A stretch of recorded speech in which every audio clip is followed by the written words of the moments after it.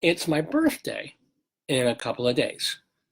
And a normal person, their spouse would get them everything from, really special nice clothing, or maybe a weekend away somewhere if they had the money and the wherewithal, or maybe a meal in the favorite restaurant, lots of different things. And I'm not saying that my darling and adorable wife Joyce wouldn't get me that. She did get me a new voice recorder because my old one got full up and can't be loading onto or downloading anymore. So the lovely little Olympus thing. Thank you, dear.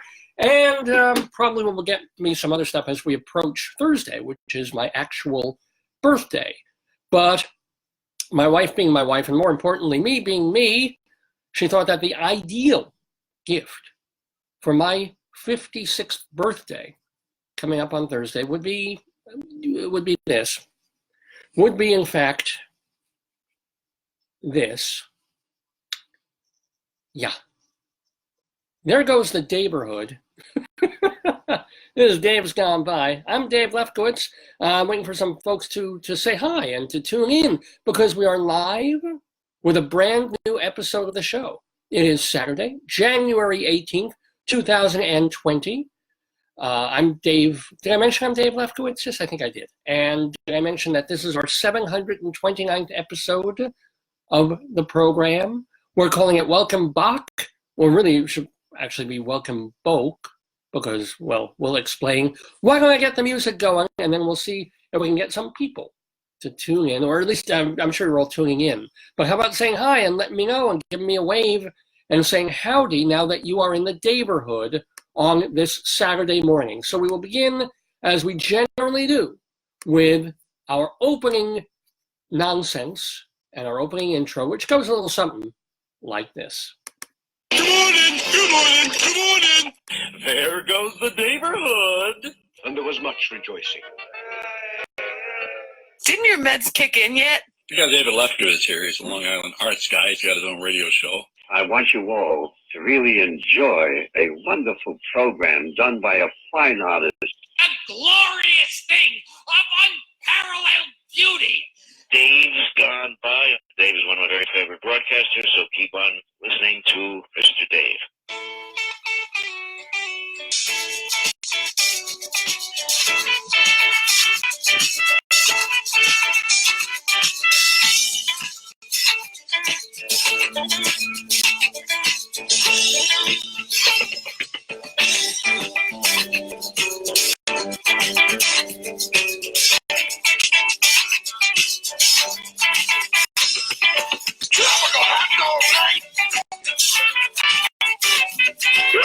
Flamingos in a fruit fight.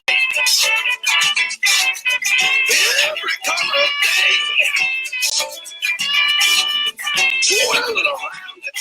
day. Well, there goes the Daverhood. Good morning, everybody, and welcome to Rick, and welcome to Reggie, and all the folks who are just tuning in to see what this raccoony. No, it's not a raccoon, apparently. It's a panda. Is it a panda? Yeah, it's a panda bear costume that my wife, and I do love the ears. I think it's my favorite aspect of this particular costume. It does honestly have, and my wife was so proud of this, not only ears, but I don't know if you can see, is it lower? Oh, it's lower down. I don't want to kill myself here, but just to prove, it's got a wiggly waggly tail. Isn't that marvelous? Any furries watching this Saturday will say that, yes, I'm a 56-year-old man, and this is at least part of my birthday present, because I do have a Mrs. Potato Head costume and a potato costume that we sometimes indulge in when we do potato news. But this is the excitement for this week. This is the excitement for this fine Saturday morning, January 18th, 2020, as we get underway with the 729th episode of Dave's Gone By, with me, Dave Lefkowitz. Now, we are a long-running podcast and radio shows. We run about 3 hours long and change. We've been running since October of 2002, when we started on terrestrial radio, late nights at 11 o'clock out on out in Suffolk, Long Island. And then we're here, man. We were in Nassau for a couple of weeks. Then the station moved to Suffolk. Then we were there for a long time. We're in Colorado for a while. And now we are back on Long Island doing Dave's Gone By. And this mix of humor and talk and culture and zaniness and interviews, and we try and keep it eclectic every single time. So what are we doing on this particular episode of the program? Well, first of all, we're going to have our Gridley Crimes and Old Times segment, because we were living in Colorado, and they have a newspaper there, the daily newspaper for Greeley, Colorado, called the Greeley Tribune, for which I wrote an article or two way back when. But articles that I did not write include Cop Log and 100 Years Ago. So there's a person there who will go through the newspapers in Greeley, Colorado from 1920 now. I'm so used to saying 1919.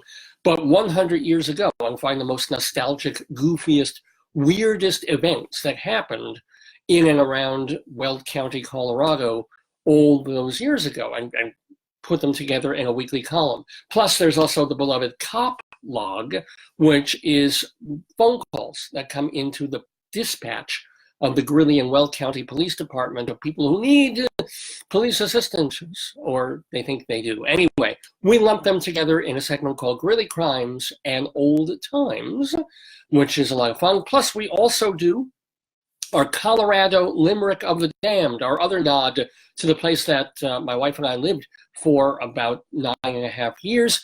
I have been writing these horrible, tasteless, crude, wonderful poems dedicated to all these different places in Colorado.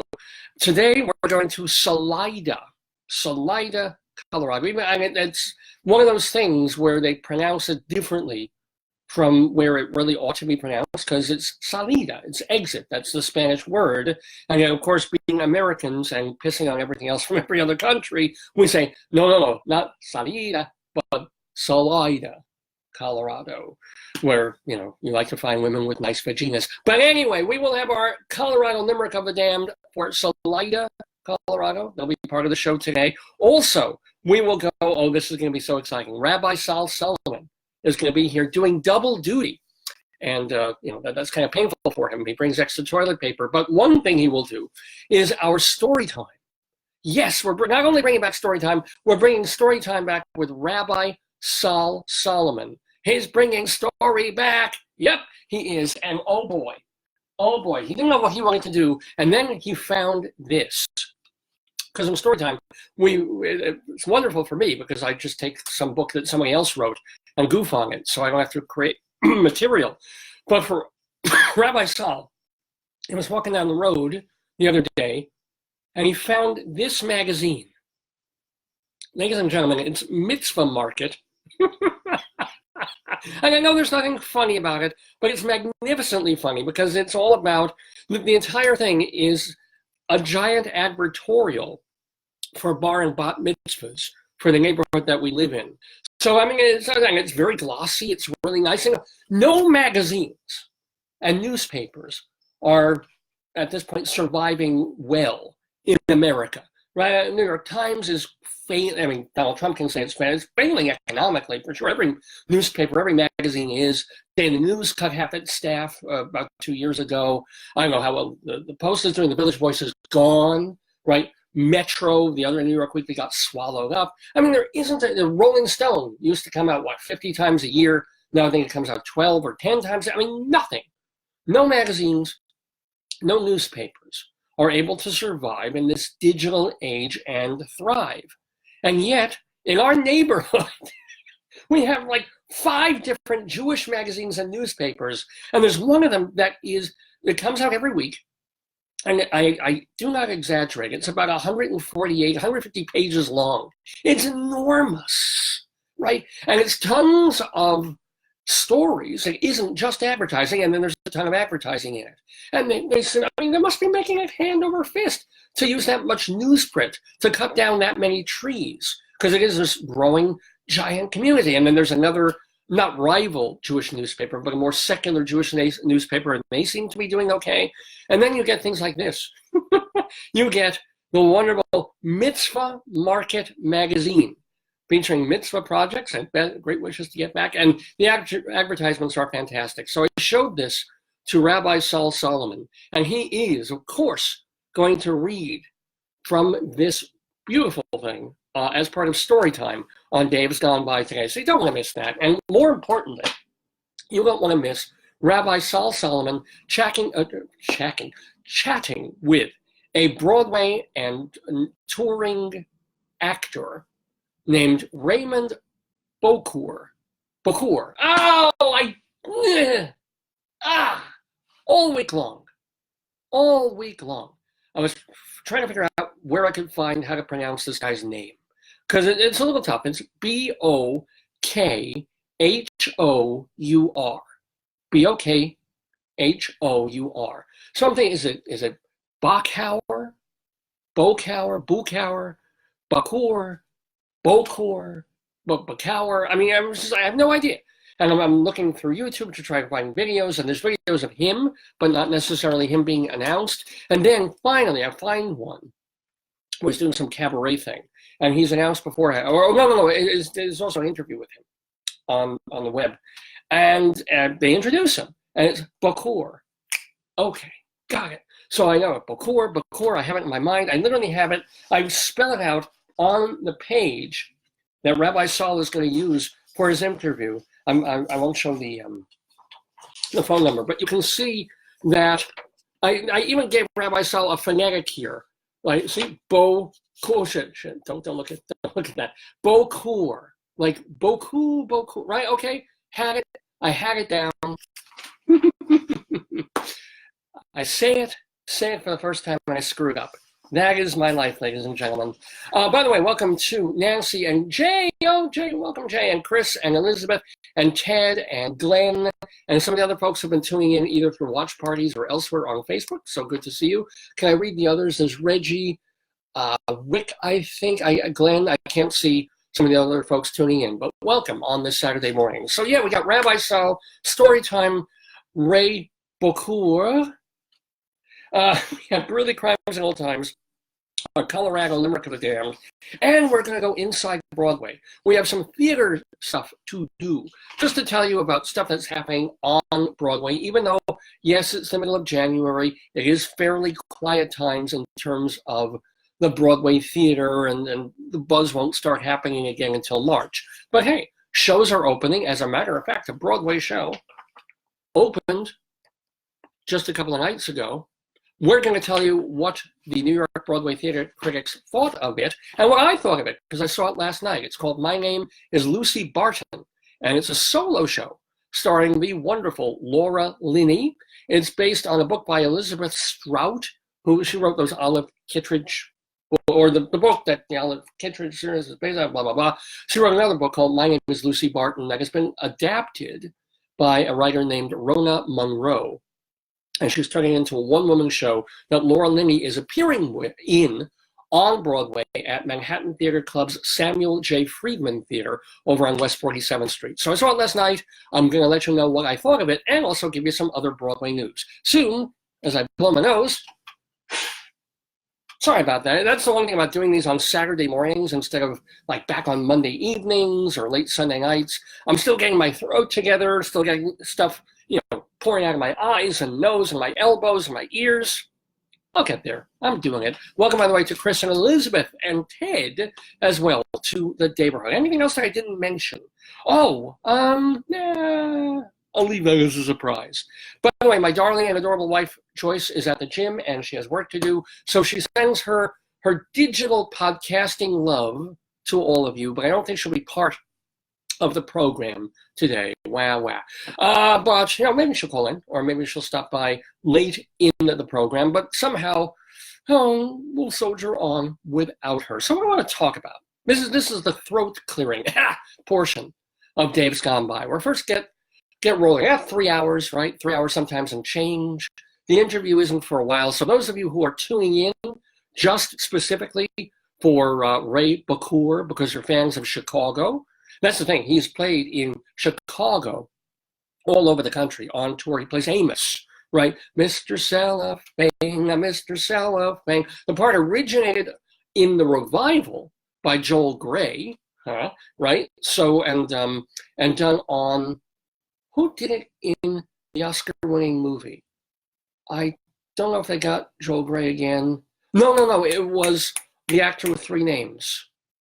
The guy, I can never remember his name. The guy who did Streetcar Named Desire on Broadway, and he was miscasting it. But he's usually very funny in comedies. And he does this weird professorial kind of character on a comedy, on a Cartoon Network show. And he was in Ricky Bobby and those things. And he was in True West with Philip Seymour Hoffman. And they played the different roles opposite each other night to night. They alternated between Austin and the other guy.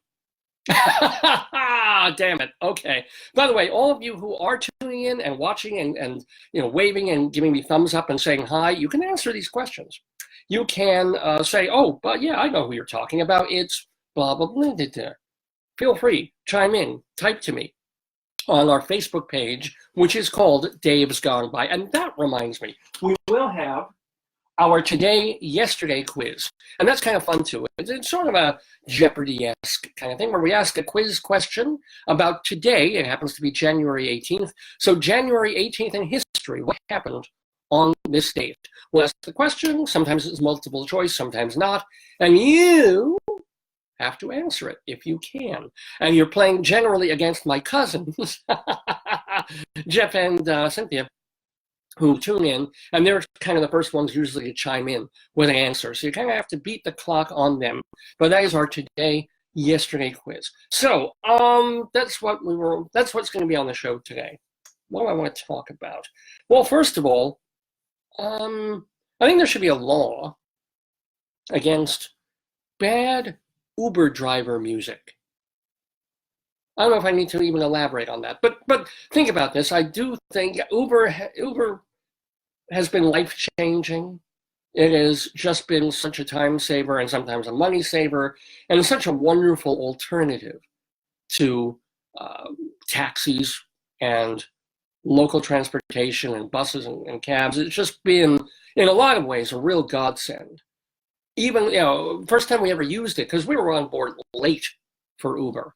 Didn't even, I heard about it, I didn't trust it, I didn't know. I had an old cell phone, couldn't even really use it properly for that kind of thing. And then we went on vacation to a theater critics, well, it wasn't so much a vacation, but a little theater critics weekend in Indianapolis. And I think that was the first time that we used Uber. And just because to get from the theater to our hotel or to get from the theater to a restaurant we had to go to, and just boom, call them, wait for 3 to 5 minutes. And we're not talking about New York, we're talking about a small-ish city like Indianapolis. No offense to Indianapolis people. And suddenly, here's a car, get in, pay a very reasonable rate, tip if you like, and you're there. And we're like, oh my gosh. Well, and maybe Lyft is just as good or better or cheaper. And then there's a couple of others. There's one that my aunt used a lot in New York that she recommended very, very highly, Fly or something of that nature. So all hail to Uber, all not so hail if they're underpaying their drivers, all not so hail if they're destroying unions or something like that by charging what they do or having everybody be a contracted person so nobody gets health benefits. Okay, bad, nasty, but still, bless them for when it's 15 degrees outside and snowing, and I come home from a show and I don't want to walk a mile from the railroad station. Bless them. Ding, ding, ding. Take me home, please. Right? So there is this thing, though, of the bloom being off the roads now that I've used them for 2 or 3 years and getting into one. And, and there's a nice thing where they've got to keep it clean. There's a certain level of, you can't just get into somebody's junker 1977 Dodge Dart with empty Coke bottles and tuna fish sandwich wrappers strewn along the seat and gum and saying, okay, just take me anywhere, just get me there. I mean, it's got to be nice. But there is this thing where it's their personal car, And there is this thing about cab drivers, and they do this, and I understand this, where you would figure you're in either a taxi or an Uber or a Lyft all the hours and hours on end. And this hypnotic thing, especially for a night driver, when you're on the road, and you don't want to get hypnotized, you don't want to fall asleep, you've got to stay awake. So instead of playing really cool music that anybody either would like to hear or wouldn't mind hearing, music in the background, classical music. My uncle, whom sadly I've not seen in many years, but he was a cab driver. He was a hack. He spent years and years to raise up the money to get a medallion when a medallion was worth something instead of $4.68 like it is now. And he would drive and he would do it and just spend hours and hours in the car, but he loved jazz. And I would sometimes ask people, would you mind if, I've got these cassettes, this is back in the day, cassette player in the car, and he'd throw on the cassette and he'd have Stefan Grappelli. And if the people were amenable to it, he would ask first. He'd say, do you mind if I play some music? And can it be classical? Fine. Or if they were really cool with it, he said, oh, cool. Do you mind if I play Django Reinhardt or Stefan Grappelli? And if the passenger was into it and he was into it, it'd be a fantastic ride. Right? So, cool, fine. But cab drivers don't ask anymore. You get in, the music's playing. And by cab, I mean Uber especially. And half the time now, the music is just, I took it twice in the past week or so. And one time it was this EDM that I loathe. I'm not a dancer. I've never been a club person. And this idea of listening to music by choice, well, the whole purpose of the music is boom, boom, boom, boom, boom, boom, boom, boom, boom, boom. I'm annoying myself by doing that. Boom, boom, boom, boom, boom. And it's just, and then they change it up. The song ends after about 7 minutes. And it goes boom, boom, boom, boom, boom, boom. And that's the next song. Right? I'm really working on that Gene Shepard chuckle. So, and you get into the cab and it's loud enough to be annoying, but they're not blasting you out of this. I mean, it's really loud. You can tell the cab driver, hey, please, can you tone that down a little bit. But if it's just there enough so that you can't really hear yourself think, or all you can think about is, okay, I'll be home in 8 more minutes of this. Keep it going, yeah, right? And so there should be a law against that, even though the idea, and I totally get this, is they've got to play sometimes horrible music to keep themselves awake. It's got to have like this thumping thing to sort of, keep the eyes open, keep these going like this, right? Because otherwise, if they play nice music, if they play Mozart, halfway down the road, they're like, night driving, the lines, and no stop, stop signs aren't even, or stop signs are there, but stoplights aren't really going, or you can go down a stretch of Sunrise Highway or Southern State, whatever it is, and not have to stop. So you're just like, and suddenly, you're in a railing or in a tree. So this music, and it keeps them up, keeps them up. I remember, where was it, man? I think it was when I went to Romania or some Eastern European country. And we had to get from the airport just to the city we were going to. And it was a long, long drive at 2:00 in the morning. And the driver just had this music, and we were like, but we also did not want him to die. So we just kind of and we didn't speak Romanian anyway. So, okay, fine, let him listen. We don't know if he has a gun. Just get us there alive and safely. So, but it's still, and then I get into another Uber, and they're just playing, and this is what broke my heart the most. 2 different things that they were listening. First was Christian radio rock. Ugh. Nothing against Christianity, nothing against Christians, even though as a Jew, and considering what Christians have done to our people for hundreds of years, I might have something against them, but nothing really personally against Christianity. But that kind of rock music, that kind of pop music is just like, it's like Nickelback again and again and again forever. belief and songs. I just don't want to hear it. And then she flips it to modern radio rock, which sucks just as bad, most of it. Not all of it, but most of it. And they're playing like Lizzo, whatever the hell that is, and they're playing other stuff. And that's okay. I mean, all right, it's not EDM at least, and that's what our driver wants to listen to. She's probably Christian, fine, and she probably likes whatever they put on the top 40 because you hear something often enough, it becomes part of your workaday thing, and you kind of get to like it. I listened to horrible top 40 radio when I was in my teens, before I really refined my snobbish taste in rock and roll. I wasn't listening to Tom Waits. Well, I couldn't have listened to Tom Waits back then. He wasn't really doing that much yet. But yeah, I was listening to The Night Chicago Died and Terry Jacks and modern Neil Sedaka song, whatever song. Casey Kasem was playing on the top 40. Rod McEwen's, was it Seasons in the Sun, man? Songs like that, Kung Fu Fighting, that was on the radio, and it was catchy. And I listened. And then listen over and over as Casey Kasem did his top 20 countdown. It seemed important until I discovered like my cousin's album collections, and suddenly it was like, oh no, Bob Dylan, Beatles, Hendrix. There's a world out there. There's Tom Paxton and Phil Oakes, and go there, go away from that, go here, right?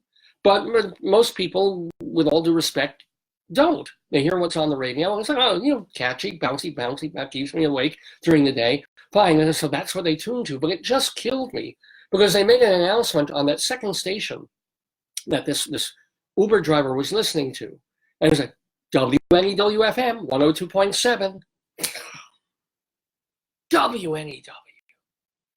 Damn, man. And I know it's been years since it's had changeovers and format changes and stuff like that. But NEW was one of the bastions. It was one of the, radio always sucked. It will always suck. But it was one of the less sucky stations, like WLIR, right? It was one of the better of the crappy stations back in the 70s and 80s. And NEW was the place where rock lives. And to an extent it did. It was the same damned rock songs over and over, but at least there were some album cuts in there. Scott Muni, man, and Vince Scelza got to do his thing there, And NEW is 102.7. You could put it on and at least hear Stones and Beatles and Dylan and Led Zeppelin and this mix. Yeah, very familiar stuff. Might have hits, first cuts on albums, that kind of thing, but still, it wasn't disco, which destroyed WKTU. It wasn't crappy top 40 anymore, and it wasn't talk radio, and it wasn't preachers on the AM dial. It was at least my generation of what was considered good music. And then to hear like just the most annoying, bubblegummy, just samey sounding, and I know I'm an old fart. I know I'm 55 years old, turning 56 on Thursday. Right, I know this is me talking as an old grump, but it's like, no, not WNEW, not them, right? It'd be sort of like, if those of you who listen to WFUV, which is a college station per se up in Fordham University, right? And even though it's all just foreign legion of people who used to be on rock radio, they're all 70 years old at WFUV. There's nothing college about it, but they play decent music. They'll play Van Morrison. They'll play things that fall into the folk pop Americana realm, right? And it's good, kind of nice listening all the way through. I haven't heard FUV in years, actually, but I'm remembering from what they were for the past 3 or 4 decades. So imagine if overnight FUV suddenly changed its mandate and it became Spanish, as so many stations have. Spanish Christian radio. And you put on this station that you've known for years, that sometimes you have a gripe with and you don't like the pledge drivers or whatever. And then suddenly, Jesus,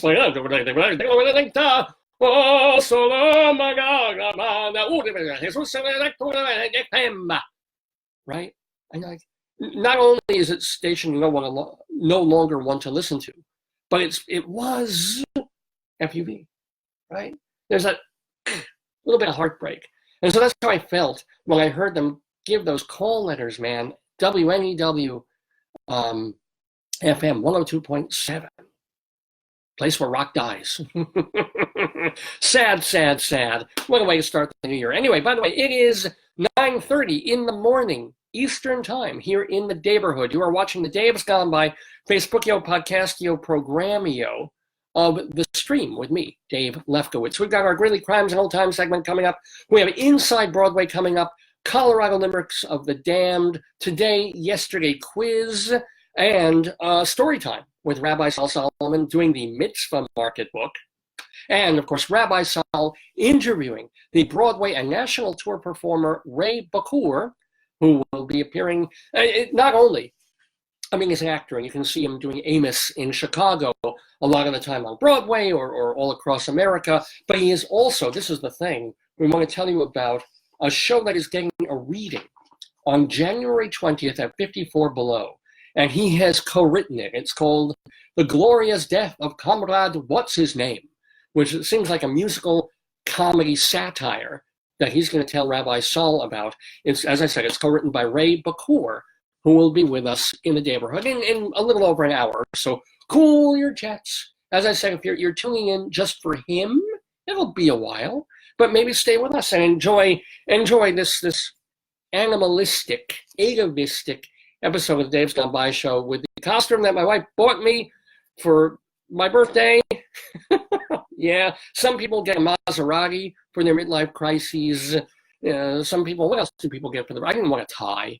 I don't wear cologne. I hate smells.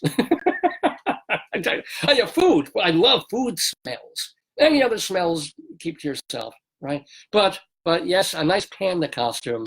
I'm just a panda bear. Welcome, by the way, to Matthew and Dawn and Claudia from my high school, and Gina, she always tunes in. Warhol, of course, always tunes in. And Michael, I don't recall you, but welcome. If you're a newbie in the Daverhood to Dave's Gone By, I do want to remind you that if you want to find out more about this program, remember that you can go to our website, davesgoneby.com, D-A-V-E-S, Dave, like my name, davesgoneby.com. This is where all the archives reside. You can watch, or where you can listen to our very first episode from October of 2002. You can listen to our 110th episode, our 210th, our 410th. Virtually all of them are up there. Most of them are just audio. We're a radio show. This video component is just almost a side thing. We're radio, right? And we've got thousands of hours of us doing radio, comedy and music and great conversations, all of it saved at davesgoneby.com, including a separate archive of all the interviews that we've done, the funny, goofy songs, the sketches that we've done here and there when I've had the time to write sketches. It's all at davesgoneby.com. And remember, you can also email me, davesgoneby@aol.com. I still have that AOL address, davesgoneby@aol.com, or of course message me right here on this Facebook page, Dave's Gone By. And the main thing is tell people, tell folks you know. I'd love to get this, as much as I love doing this on Facebook and this podcasting thing and this video cast, I would love to do this simultaneously and be back on terrestrial radio too, and have that army, if you will, beside me. So some of you must know people who work in or own radio stations. Let's get Dave's Gone By back on the radio. And I promise I'll keep doing some aspect of this on here too, so I don't lose you guys, because you've meant a whole lot to me since we've been doing this on Facebook the past 2 years or so. Anyway, just want to put that out there. The point is, get more people to watch the show, to check out the website, to check out this Facebook page. And the more people you tell, the more people they'll tell, and you never know. At some point, Ted Turner might tune in. Most likely. Probably might like Harvey Weinstein will tune in from his jail cell. It's like, oh, I should have given this guy $5 million back in the day. Yeah, a little late, Harvey. And you know, considering your proclivities, I can't even tell you what I would have done to you willingly for a couple of million. I'm at that stage in my life. But ladies and gentlemen, what we're doing on this day has gone by is just mixing it up with talking music and comedy and culture. So before we get to more stuff, I love this one-on-one. Because as I said, I've been listening to a lot of Gene Shepherd when I'm at work all day, and I can put my headphones in and dismiss my coworkers and dismiss everything around me, just get my work done and have this in my ears. And as I mentioned last couple of times, I've been hearing old Vic and Sade episodes, which are brilliant, which are just completely unexpected. I thought it was, well, let me check it out. This corn pone, Beverly Hillbillies, whatever kind of lawn pull kettle on the porch sort of. And then you listen, and it's like, it's one of the most absurdist, brilliant radio things ever. And they were recording these in the 1940s and 50s. And you listen to them now, it's like, oh my God. Well, and it's one guy, it was like George Reimer, I think his name was. He thought of this and he wrote all the scripts, and it's just perfectly acted out. The voices are incredible. If you ever get a chance, go to archive.org and check out old episodes of Vic and Sade. I promise, and they're only 10 or 12 minutes long a piece.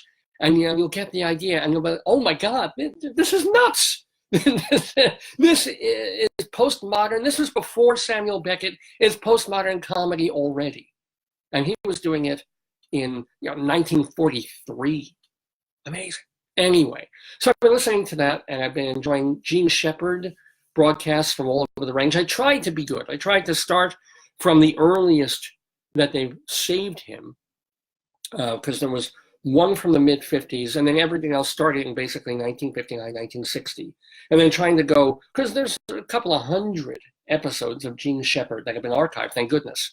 But I was trying to go, show by show, March 5th, 1960, March 7th, 1960, March 8th, 1960, March 11th, 1960, and I couldn't. At a certain point, I'm like, no, I want to pop around. I want to hear what he sounded like in 1977 when he was ending the show on WOR. I want to hear what he said, right after the moon landing, which I can't seem to find because there's a jump between March and October of 1969. Damn it. Or what he might have said right after Kent State, or trying to find that has been very difficult. Closest I was able to find was the assassination of Kennedy, and it was on a night or two right after that, and that's really fascinating stuff. And that incredible show that he did live at the Limelight, the club that he used to go on Saturday nights and do his thing. And he was talking about going out to interview and be on tour with the Beatles. Great stuff. What a storyteller, great stuff.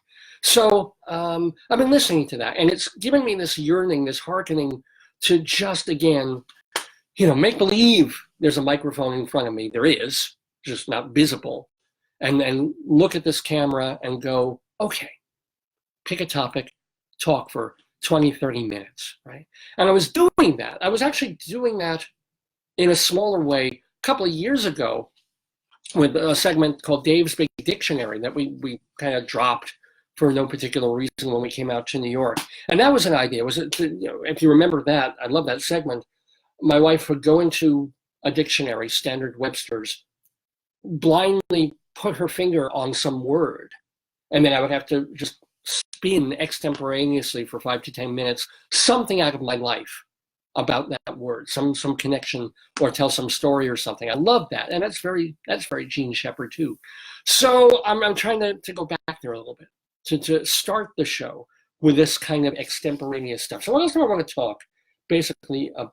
Well, I'm sure all the late night comedians and such, and the Comedy Central folks are doing stuff about Megxit, about Prince Harry, and I don't have the time or the energy to follow this stuff about Harry and Meghan Markle. God bless them. They want to do that thing that wasn't Wallace Simpson and that king who abdicated so he could live with her. And some other commentator made this observation and said, how bad could life in a palace possibly be that you don't want to deal anymore? How boring is it to visit that many orphans? Because that's what they do, right? They just go from orphanage to orphanage and shake hands and nod and try and look really friendly and loving to these orphan children. And it's like, how boring and terrible could that be that you want to step away from it? And I understand there's 40 zillion rules. There's 4 billion obligations. You kind of get that sense from that movie, The Queen, about when Queen Elizabeth first, as a child, started to understand what would be demanded of her, to, et cetera. But at the same time, right, how many of us make compromises and do what we have to do, whether it's jobs or relationships or marriages, where it's sort of like we're not exactly delighted or thrilled to be in that situation day after day, but it's life. It's the choice you make in order to have the lifestyle that allows you certain comforts, creature comforts, roof over your head, food in your mouth, week vacation somewhere. And we all do it, right? So is there can the prince and princess, or the duke and the duchess, I guess they are, the Duchess of Prunes, can they take 2 weeks vacation without paparazzi? Can they have their getaway as just people and then come back to the palace and pick a room?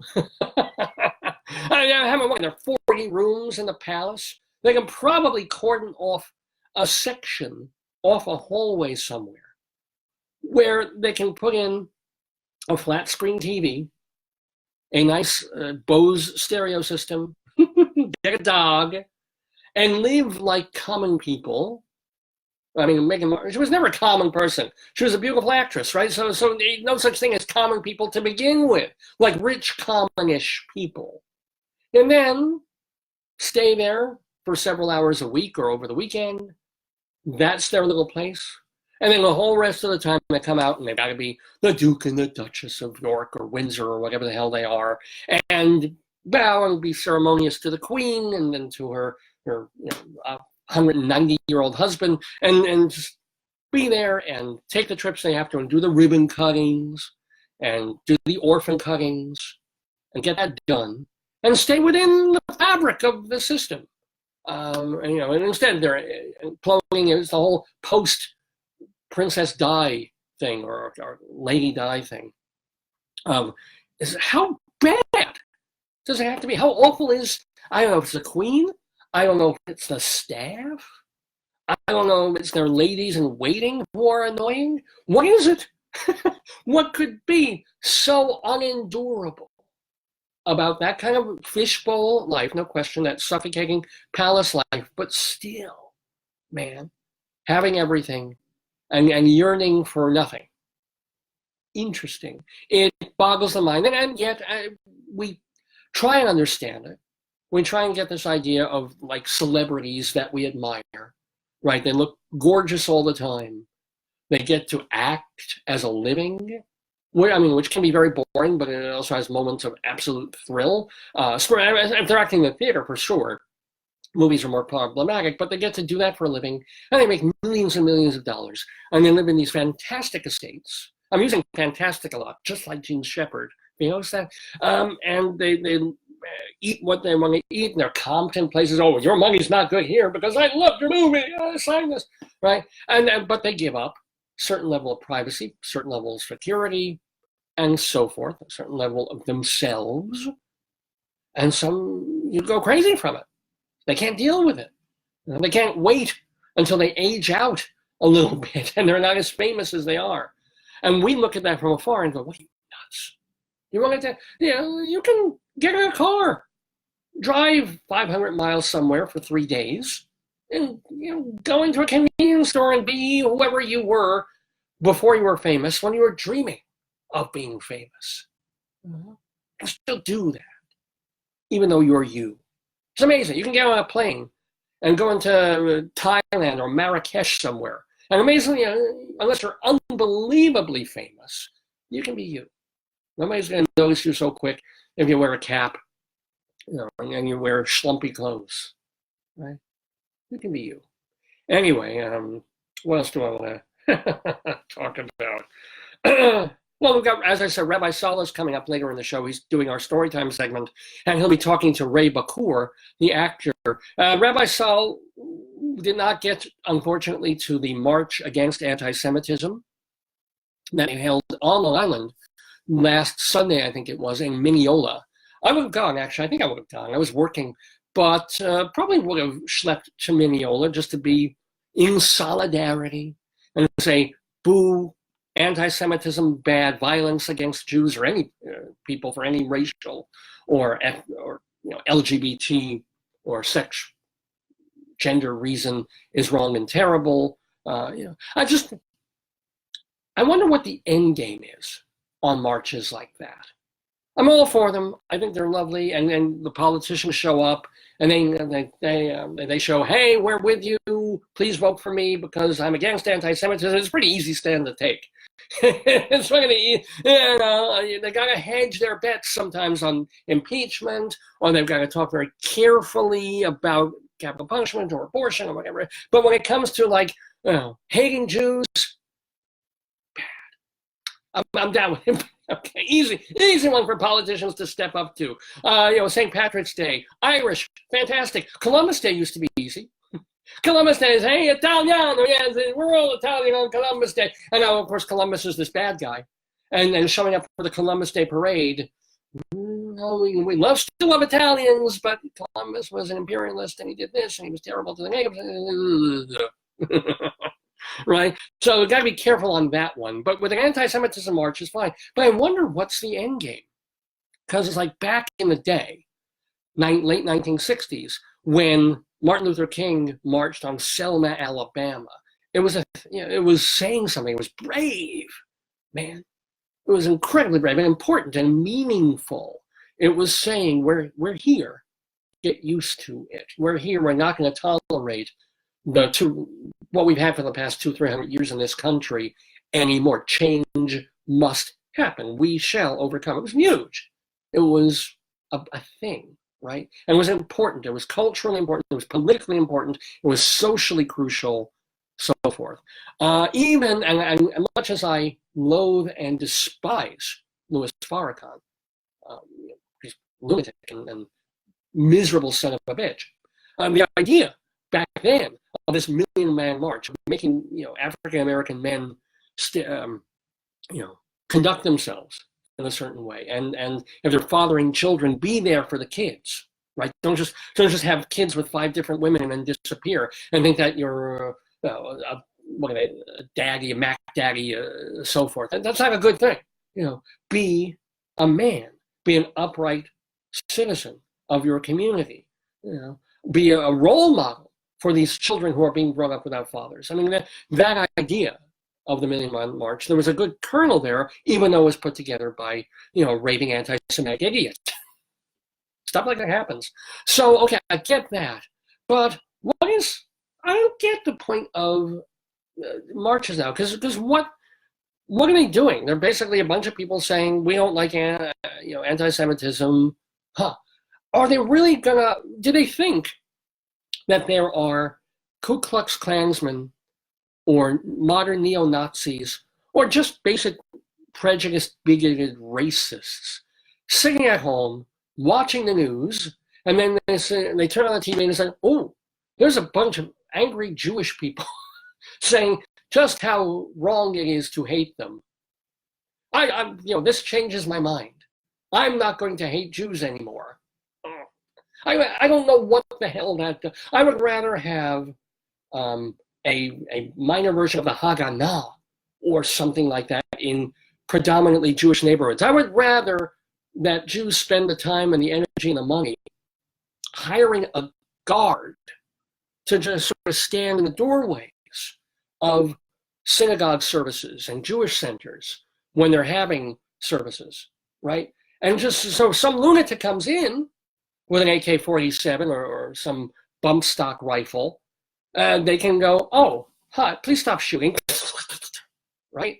That I think is going to be more sensible and useful than a march where you just get a lot of people saying, yay, we stand together, where this is 2019, 2020,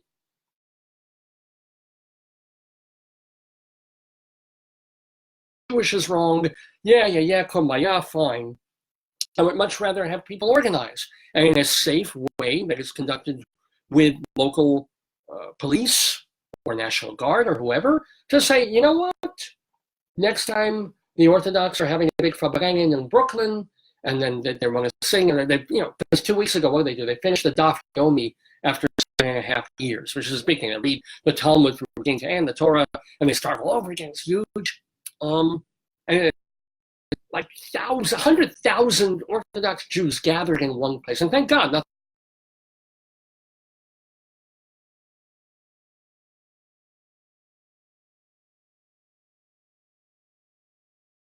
Everything is okay. I'm not sure if we've lost our feed here or if we're still running. We seem to be, but I may have to restart this. Just give me a moment. I will be right back.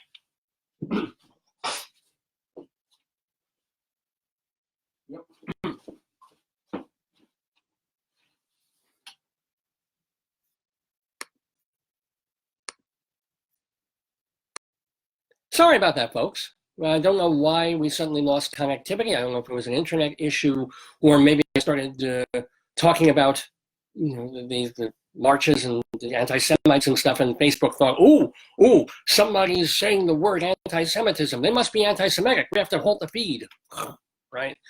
That's how the algorithms tend to work these days, apparently. But whatever it is, we are back with the 729th edition of the Dave's Gone By Facebookio Podcastio Programmio of the stream. Please come back. Please, all the folks who are watching for the first hour, just about hour of the program. Yes, we are continuing. Yes, we have Raymond Bokhour coming on the show in about an hour from now. We'll have our Grilly Crimes and Old Times segment, our Saturday Colorado Limerick of the Damned, our Yesterday quiz. What else? We got just all the usual unusuals, as we like to say. So, okay, welcome back, Bob. Thank you, and thanks for giving me a heart there. Yes, I will put on this. So I'll do the grand mating call that pandas do when they want people to come back and watch their show. It's like,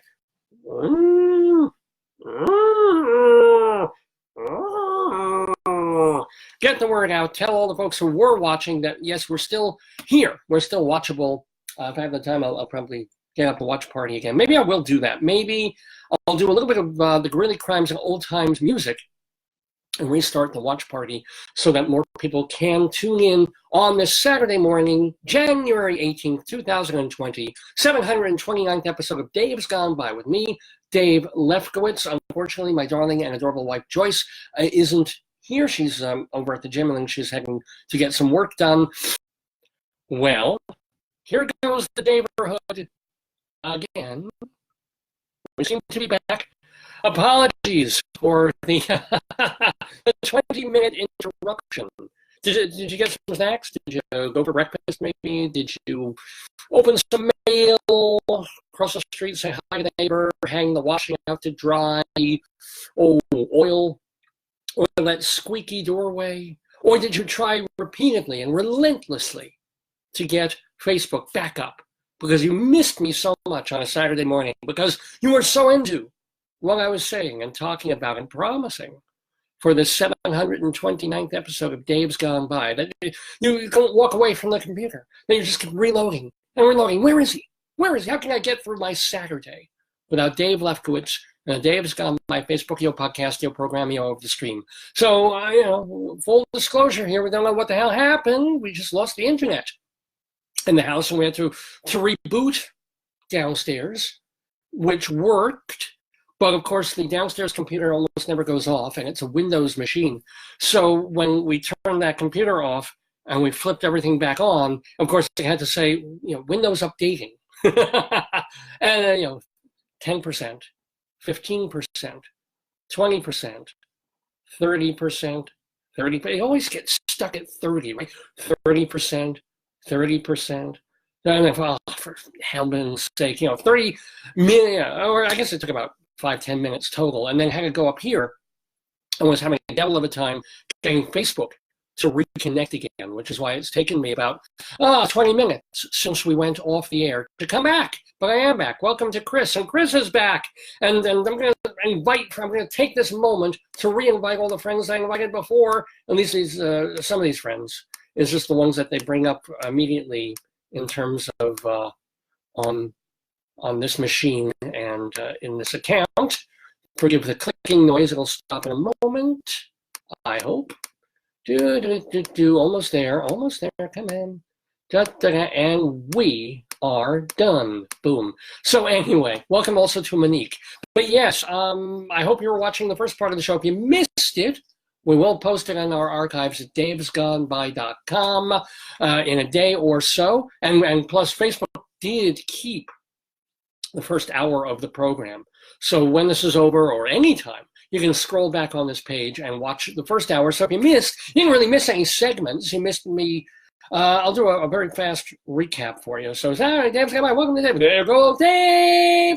So, and talked about Uber and horrible cab driver Uber music and what music used to be in cabs. And my uncle. What else did I talk about? I talked about Megxit. Very briefly, I said, how terrible is it visiting orphans? Okay, blah blah blah. Did I say anything else? I was talking about the anti-Semitism march in Leola that I did not go to. I'm wondering what the efficacy of that kind of march is, because if people are watching it and they're anti-Semites, is watching a bunch of angry Jews saying, don't hate us, going to make them not hate us. Don't know. Anyway, that's where we are. And it is about 18 minutes after 10 in the morning here on this Saturday, January 18th, 2020. We're calling this episode Welcome BOK, even though it's really more like Welcome BOK, because Ray Bokhour will, all systems go, telephones and interwebs be working. At about 11 o'clock, we'll have Ray Bokhour, the actor, Broadway actor. He's done Amos in Chicago more times than you can count. He's also done it on tour in a bunch of places. And just as importantly, he's having a musical, a new satirical, comical musical that he has worked on with other folks. Hold on, I can't look at the info page at this moment. I will get it in a moment. It is called The Glorious Death of Comrade What's-His-Name, which they're going to be doing a reading of on January 20th. So it's coming up this week at 54 Below. So you know where Studio 54 is? On West 54th Street in Manhattan. They're going to be doing it there for one night, January 20th at 9:30 in the evening, and Ray Bokhour is going to tell us all about that, and of course what it has meant to be in Chicago for all these years, Chicago the musical. Welcome also to Tom and Monique and Rick and all the folks who are tuning in. I do want to start up the watch party again, so let me get to Inside Broadway. Maybe I'll do that. Get that through, and then we'll do a little bit of Grilly Crimes and Old Times, and then we'll get Ray Bokhour in the Daverhood. So yeah, I love to talk about the theater. We do have a Broadway person coming to talk to us and to Rabbi Saul Solomon in just a little bit. So I'll give you some Broadway news, plus a review of a show that I saw just last night, a show that opened Wednesday night on Broadway at Manhattan Theater Club's Samuel J. Friedman Theater. It stars the lovely Laura Linney, and it's called My Name is Lucy Barton. All of that and more. There's always that and more, isn't there, on Inside Broadway? Let's play it. Why isn't it playing? Everything's going. Things have been going so well on the show week to week. All the segments have been working out. The guests have been great. They've been calling in on time. The tech has been terrific. This is the day for everything to go kind of weirdly, oddly south. So let's quit our iTunes and perhaps reload our iTunes, and maybe perhaps now it will work the way we want it to. Come on, iTunes. Try that again.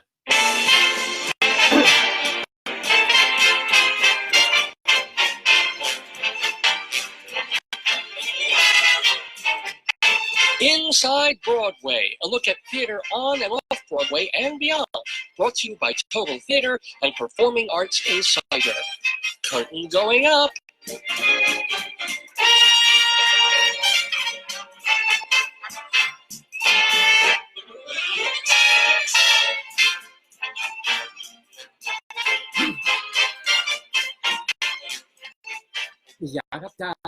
Inside Broadway we go, because I love to talk about the theater. For those of you who may not know, or maybe new to the program, you're just tuning in because you're Broadway fans and you want to hear the interview coming up with Raymond Bokhour. Well, yeah, I'm a Broadway guy. I've never been on Broadway, alas, but I'm a playwright, an actor, a director, and also a theater journalist and critic, and have been for 30 years, on and off, kind of mostly on, in a manner of speaking. So I love talking about the theater and giving you news of the Rialto. For example, there's going to be, there was an announcement this week of a Broadway show coming up in the weeks and months ahead, and it is a revival of an off-Broadway show that you probably haven't heard of. It was way back in 1980, and it was a play called Last Summer at Bluefish Cove. Now, this is a play by Jane Chambers.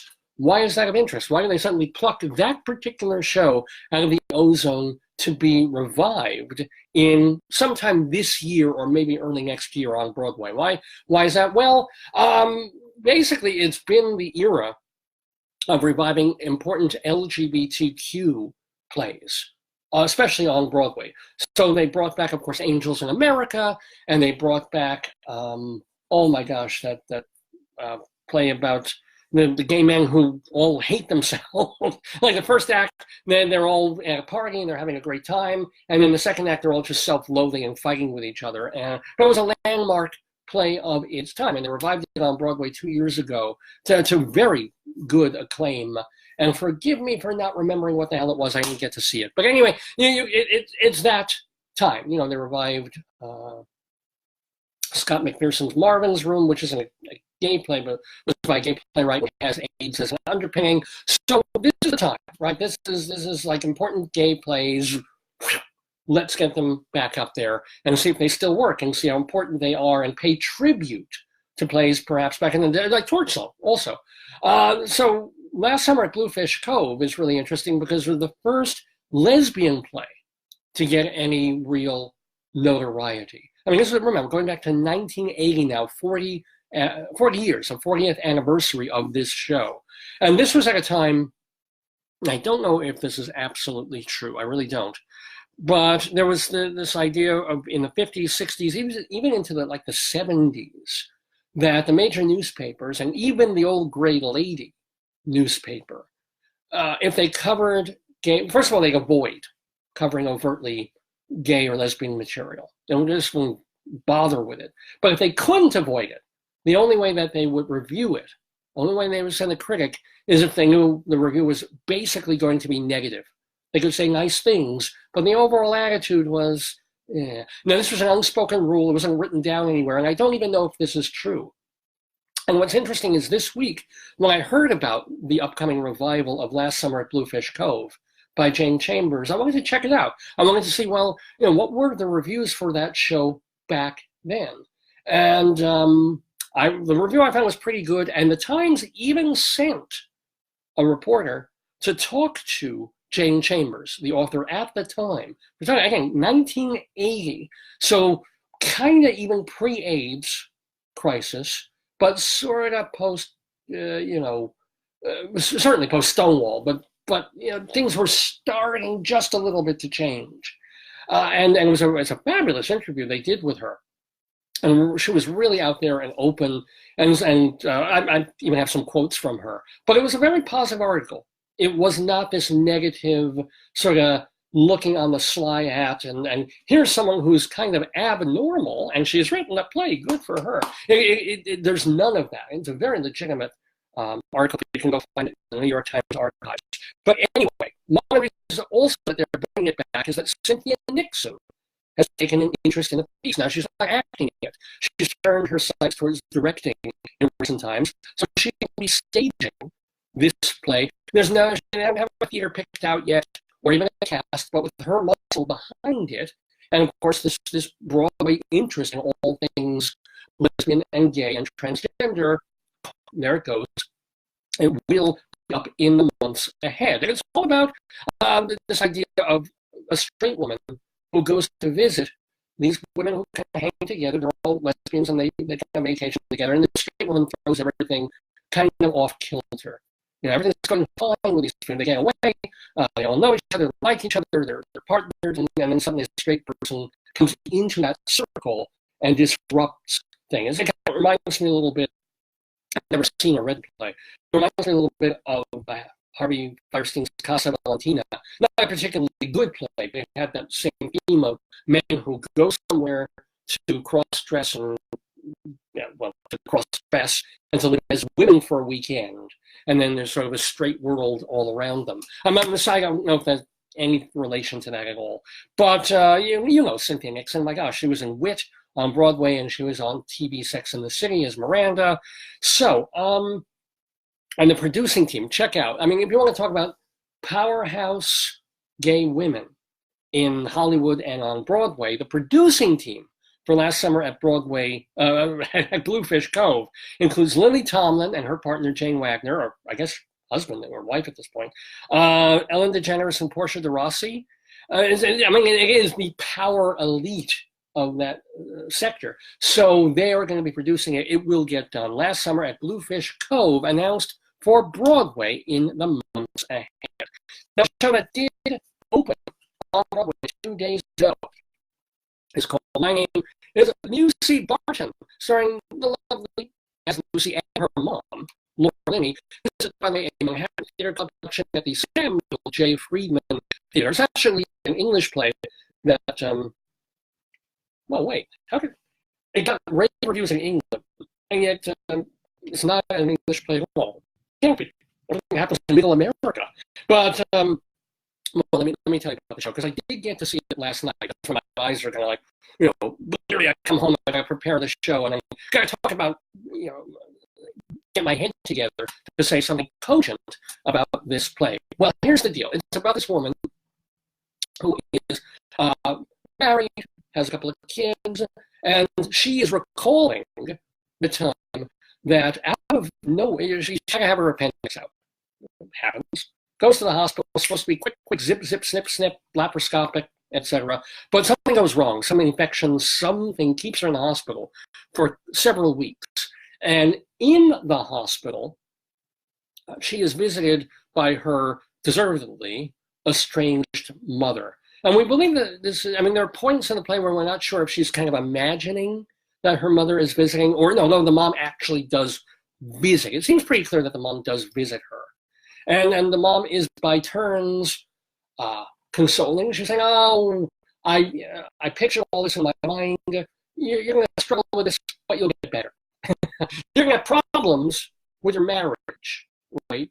You're going to have these problems, and other things are going to go wrong, but you're not going to die.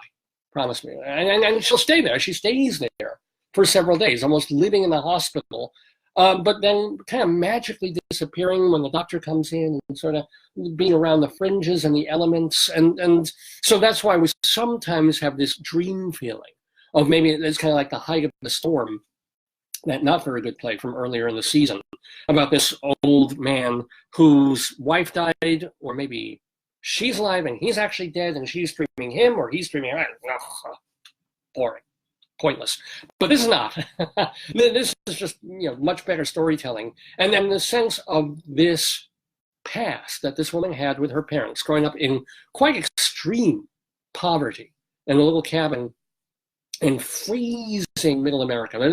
There's just some wonderful writing here about, very personalized, about how this character is always cold and just despises being cold. Why? Because it was cold all the time. She was living in a garage for the first part of her life. And then, some relative died and they were able to move into the house that was next to the garage. And it was still freezing, but not quite as cold. So now it's like anything that reminds her of cold or makes her feel cold is instantly, PTSD. She's got PTSD of a million things that she's trying to live through or live with, specifically the truck that her dad drove. Because both her parents were on different levels and in different ways, sometimes loving, but often very abusive. The mother could be physically abusive. The father, to punish the girl just to get her out of the house, would make her stay in that truck for hours on end alone, never knowing if or when father would come, open the door, let her out and back into the house and out of the dark because it's just prairie, it's just hay and fields everywhere you look. You're not like a neighbor next door. And she grew up with this, and the trauma of all this, and the mother who could be loving but generally was not, and could be physical, could smack him around just out of the blue. And one of the fine things of the show, and of Amy's performance, and of the direction by our friend of the Daverhood, Richard Eyre, former head of the National Theatre in England. And this is an object lesson. This is an object lesson in less is more in terms of storytelling in theater. Because I went to see months ago Tina, the Tina Turner musical. Had some wonderful stuff in it, but as storytelling, it's very uneven. And one of the worst parts of it is the depiction of Ike Turner. Because Ike Turner, we know Tina hated. We know he was an abusive son of a bitch, drug addict, horrible man. But the way he's depicted in Tina, the musical, is cartoonish villainy. Maybe he was really that horrible, especially when he was on drugs all the time. But he shows up in about 6 different scenes in Tina, the Broadway show. And in every single scene, he smacks her. Well, one time he beats up somebody else, but he turns physically violent in every scene, 5 of which he smacks her. It's almost like Frau Blucher in Young Frankenstein. You say her name, and then the horses go. In Tina, it's like Ike Turner, smack, and it becomes in an awful way. If you have a sick sense of humor like I do, it becomes funny in a sick way after a time, and it works against our being frightened of him. We just go, oh, okay, Ike Turner's back. He's going to lose his temper, and he's going to smack somebody in 3, 2, 1. Wait for it. Boom, there it is. So here it's different. And My Name is Lucy Barton. It's very beautiful and subtly done. So we're told, but mother would give a smack, right? And then we will see the mother, because Laura Linney plays both characters. She plays the daughter and the mother going back and forth in this solo show. And sometimes a mother will have this motion when she's talking. And we'll have, as the audience, we'll have the PTSD. I'm like, oh, there's that. And she's not even about to smack anybody. But we've seen that hand go that way.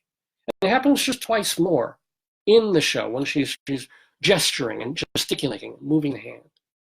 But nobody's getting smacked because we don't have to see it.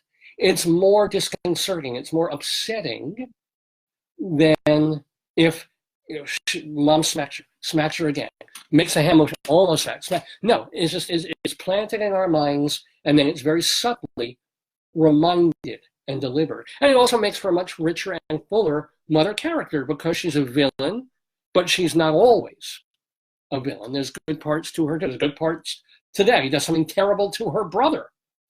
Kind of like, speaking of gay subplots, he does something horrible to embarrass the brother, but at the same time, he does something nice for her. The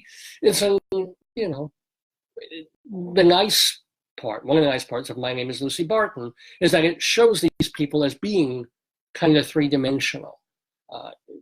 And that's credit, first of all, to Laura Linney, who is a terrific actress. And we have no problem distinguishing of when it's her or her mother, and the main that she doesn't change costume, she doesn't do anything like that. It's all in the voice and the flatness of the Midwestern accent, and that kind of talk. I can't do it. That her mother has, and the way, the stance of the mother, and the pointing, and the hand and the finger work, versus the daughter who's a bit more flowing casual, because she got the hell out, right? She was able to get away from that miserable little farm and that garage and get to New York and have a whole different life and have a husband, and if that husband didn't work out, and suddenly become a writer, because they all become writers, and a successful writer to boot, and have this whole other life. And part of the point of the play is that her family that abused her, treated her very often like crap, and also just were living in crap because they were impoverished. And that does things to people.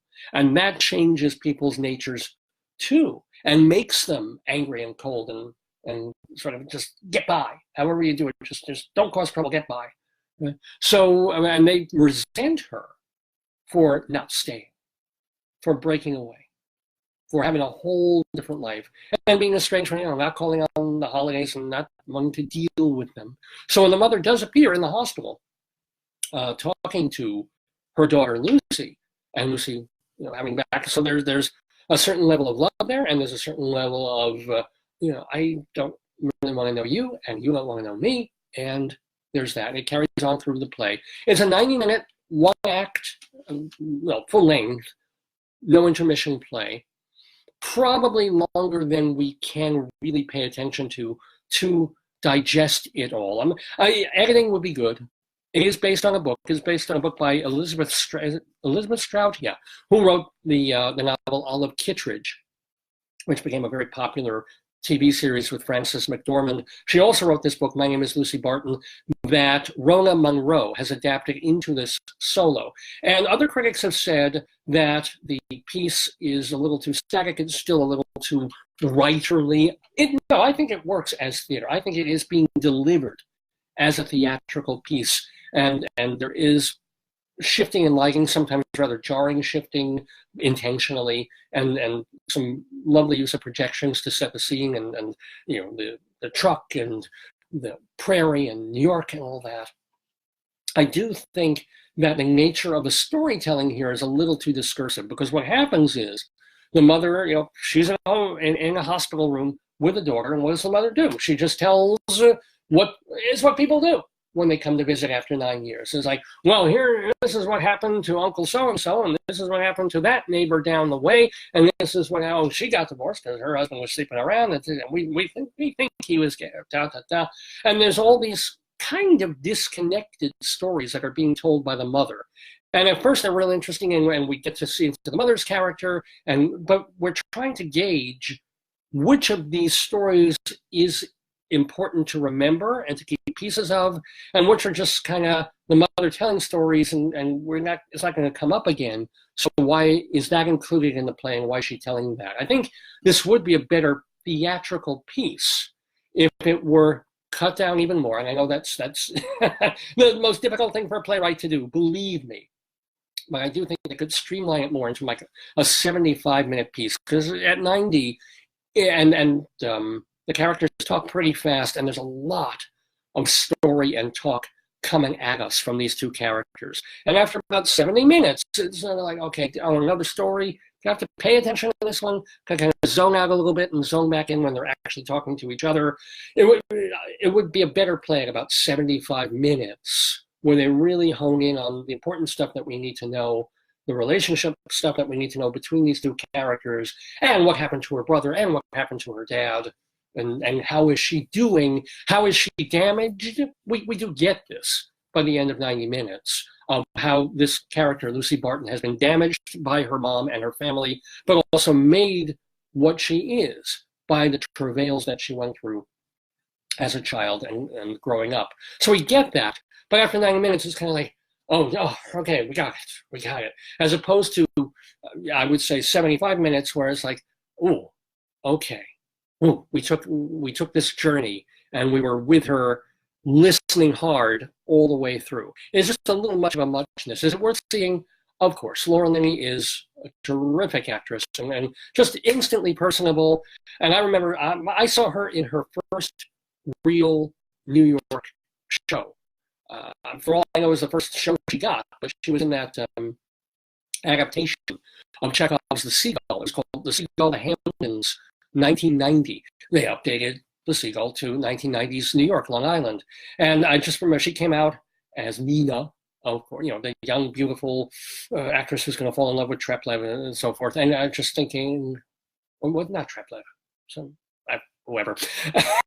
I can't keep them straight. But just seeing her, and it's like, whoa, okay. And within 5 minutes, she's going to be somebody. She may not be a star, because not all beautiful, talented New York young actresses become stars, but this one, yeah. And of course she did. So seeing her go from that, and now she is a venerable, long-standing veteran New York actress. Pretty neat, and very well worth seeing in My Name is Lucy Barton. I'm going to give it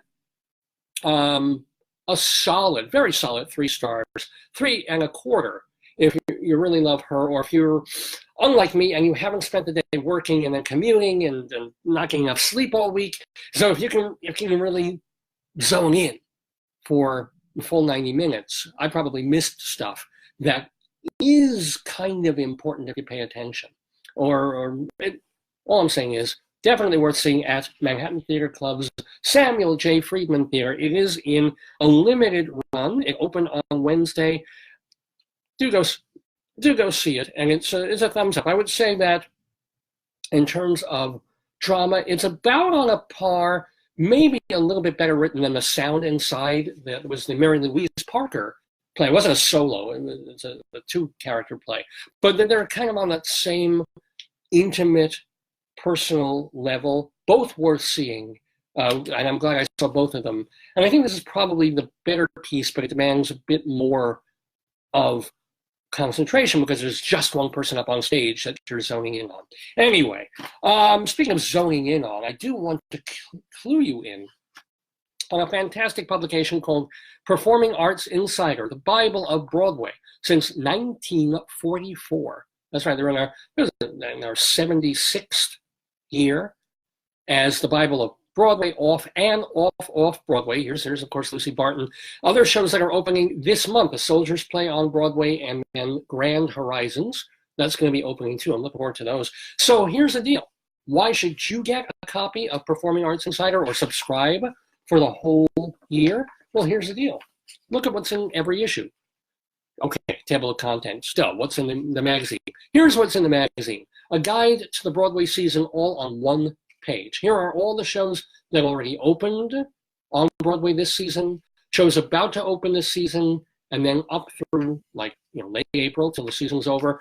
These are shows that are still running from previous seasons. Here's some shows that are going to be opening in 2020 to 2021. Little map of the Broadway district. That's one page. That is how convenient and how well put together every issue of Performing Arts Insider is. Then we get to a guide to every single theater on Broadway, its location, number of seats, who owns it, all on one page.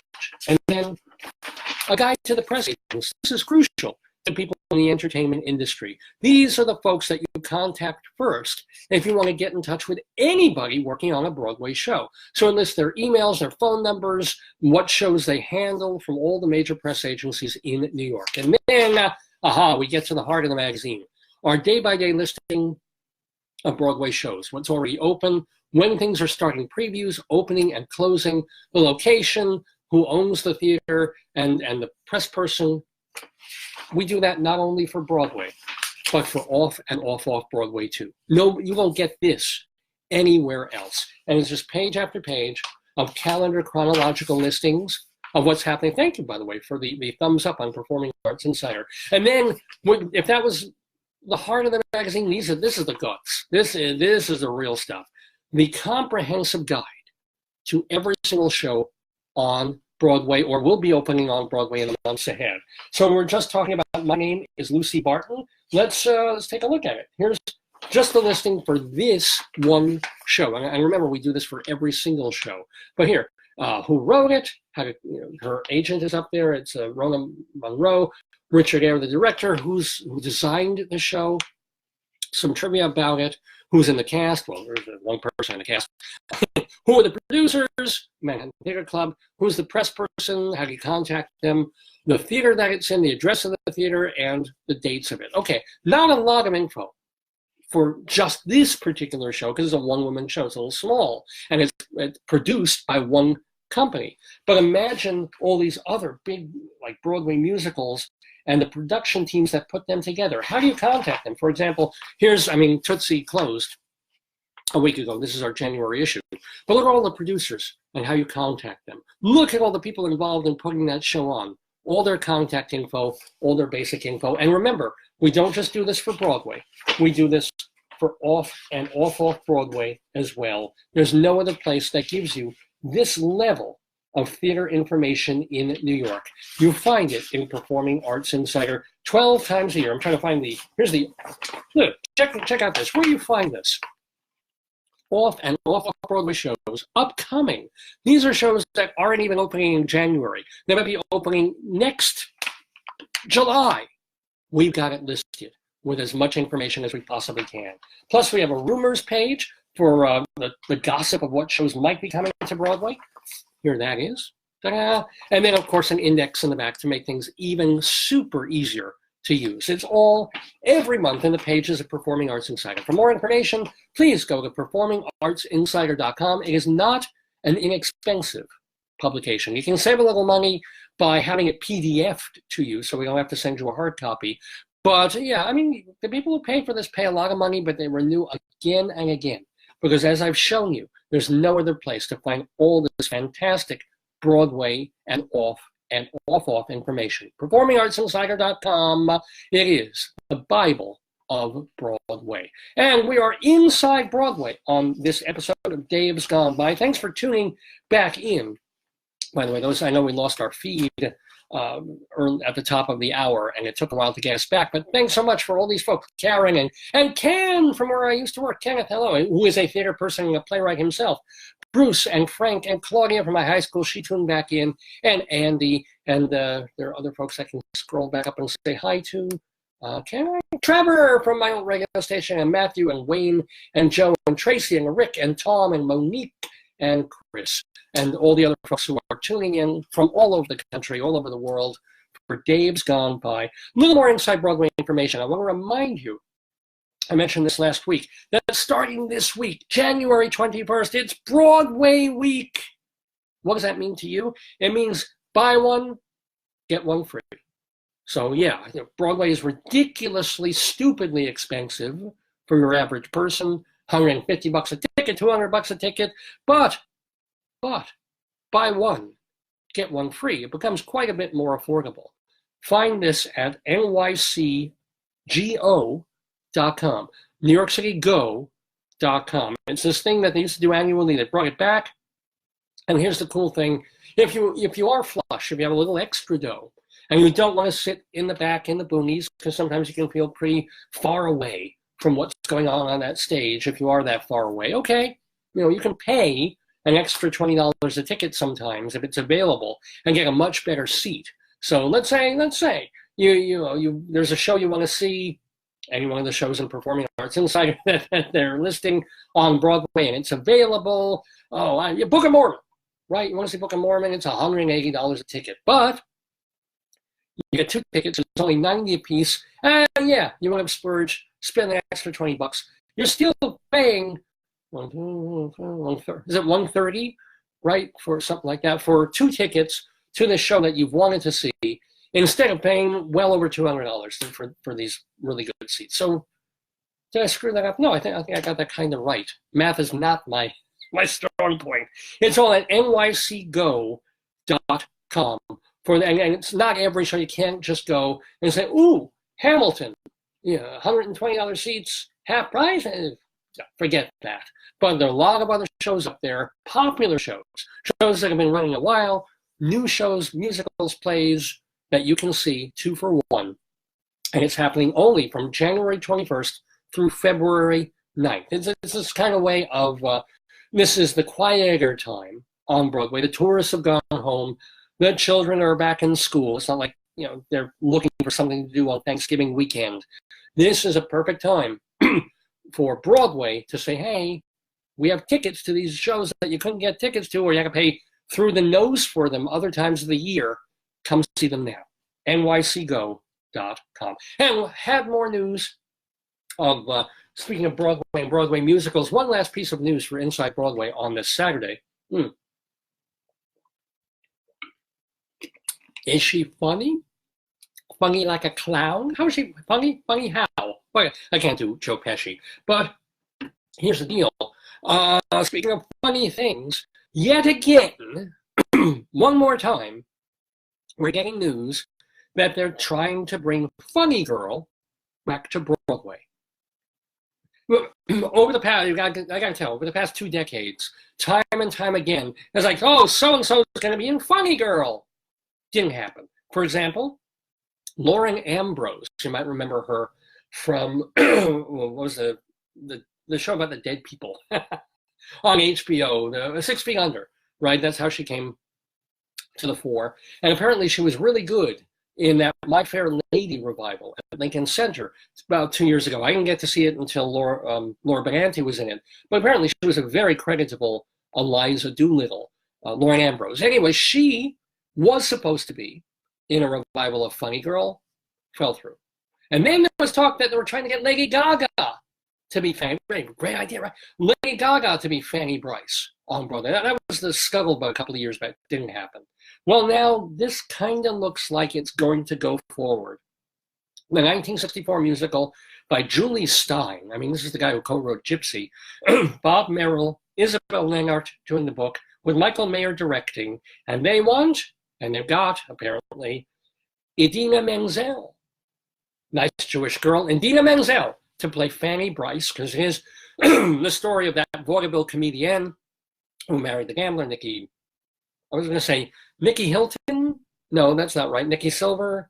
Nick Arnstein, something like that. Anyway, it's the Fanny Bryce story, and they're trying to target, they want to put Fanny Bryce on Broadway back in Funny Girl in fall of 2020, which means it won't be part of this season. It will be, probably, October and November of 2020. But it'd be really cool. It's been, Funny Girl has never been revived on Broadway since it opened in 1964. So if they've got Idina Menzel, they've got a name, and they've got someone who could certainly sing the songs that Barbra Streisand made famous on film, the My Man, even though that song went way before that. So, yeah, it's probably going to happen. Menzel, of course, was in Rent, the original Rent, and she was the original Elphaba in Wicked.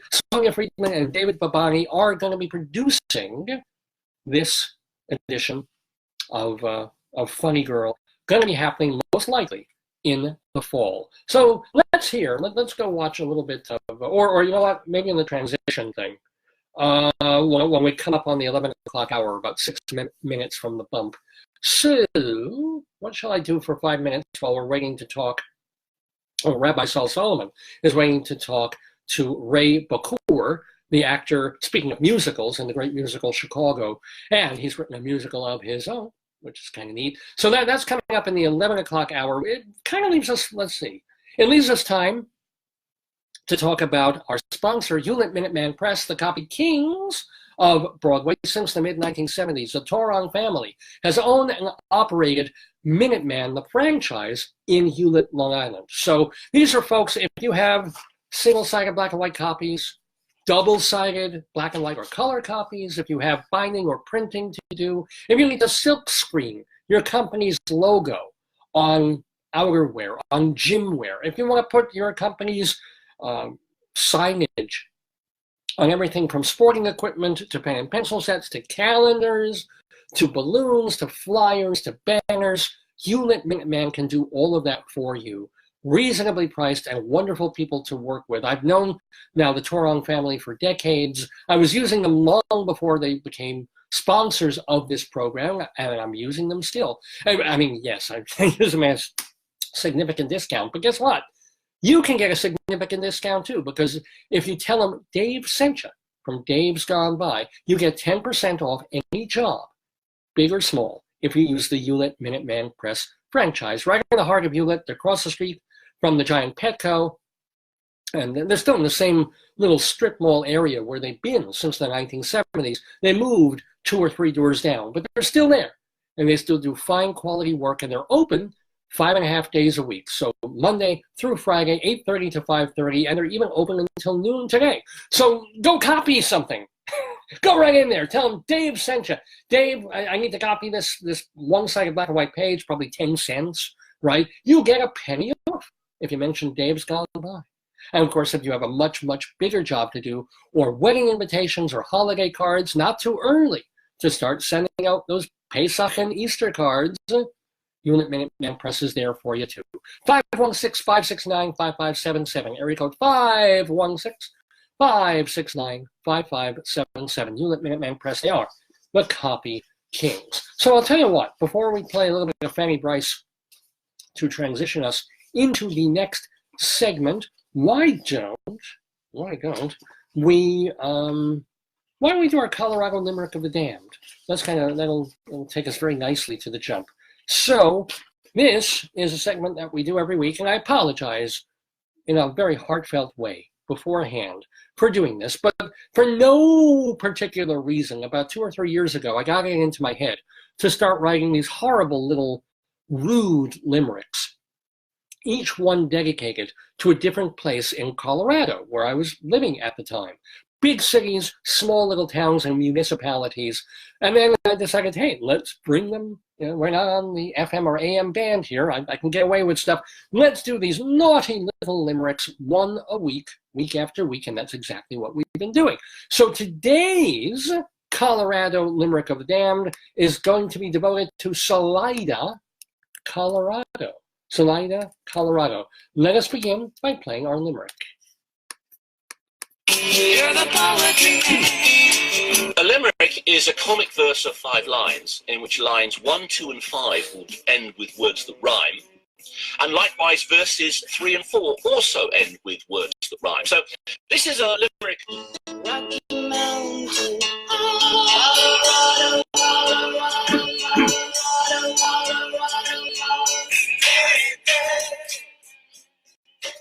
Yes, indeed, our Colorado Limerick of the Damned, ladies and gentlemen. So yes, there is a place in Colorado called Salida.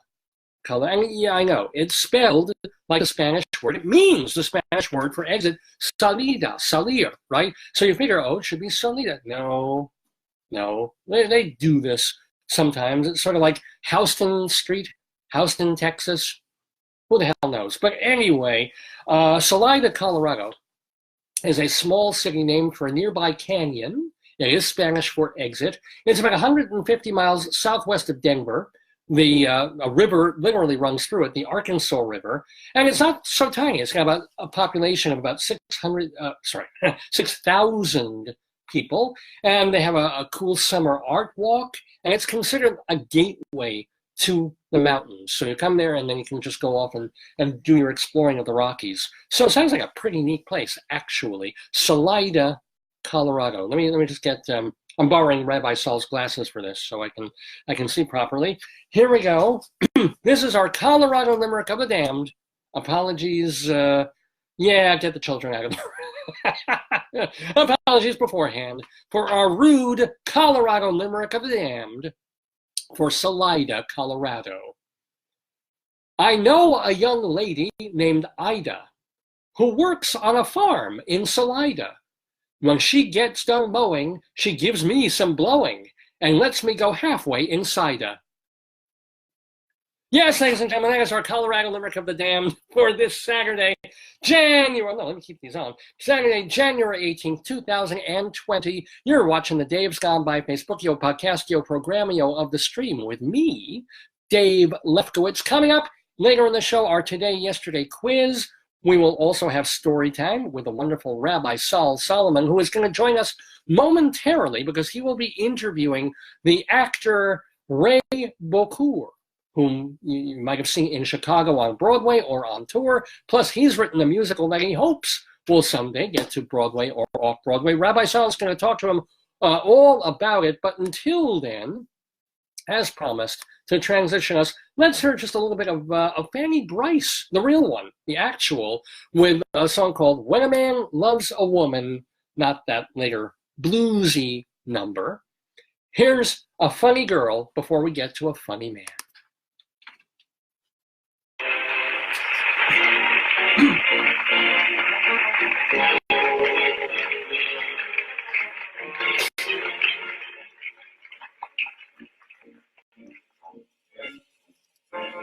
Mountains snap their fingers at time since this whole world began. But their molehills compared to the mountain hills climb when a gal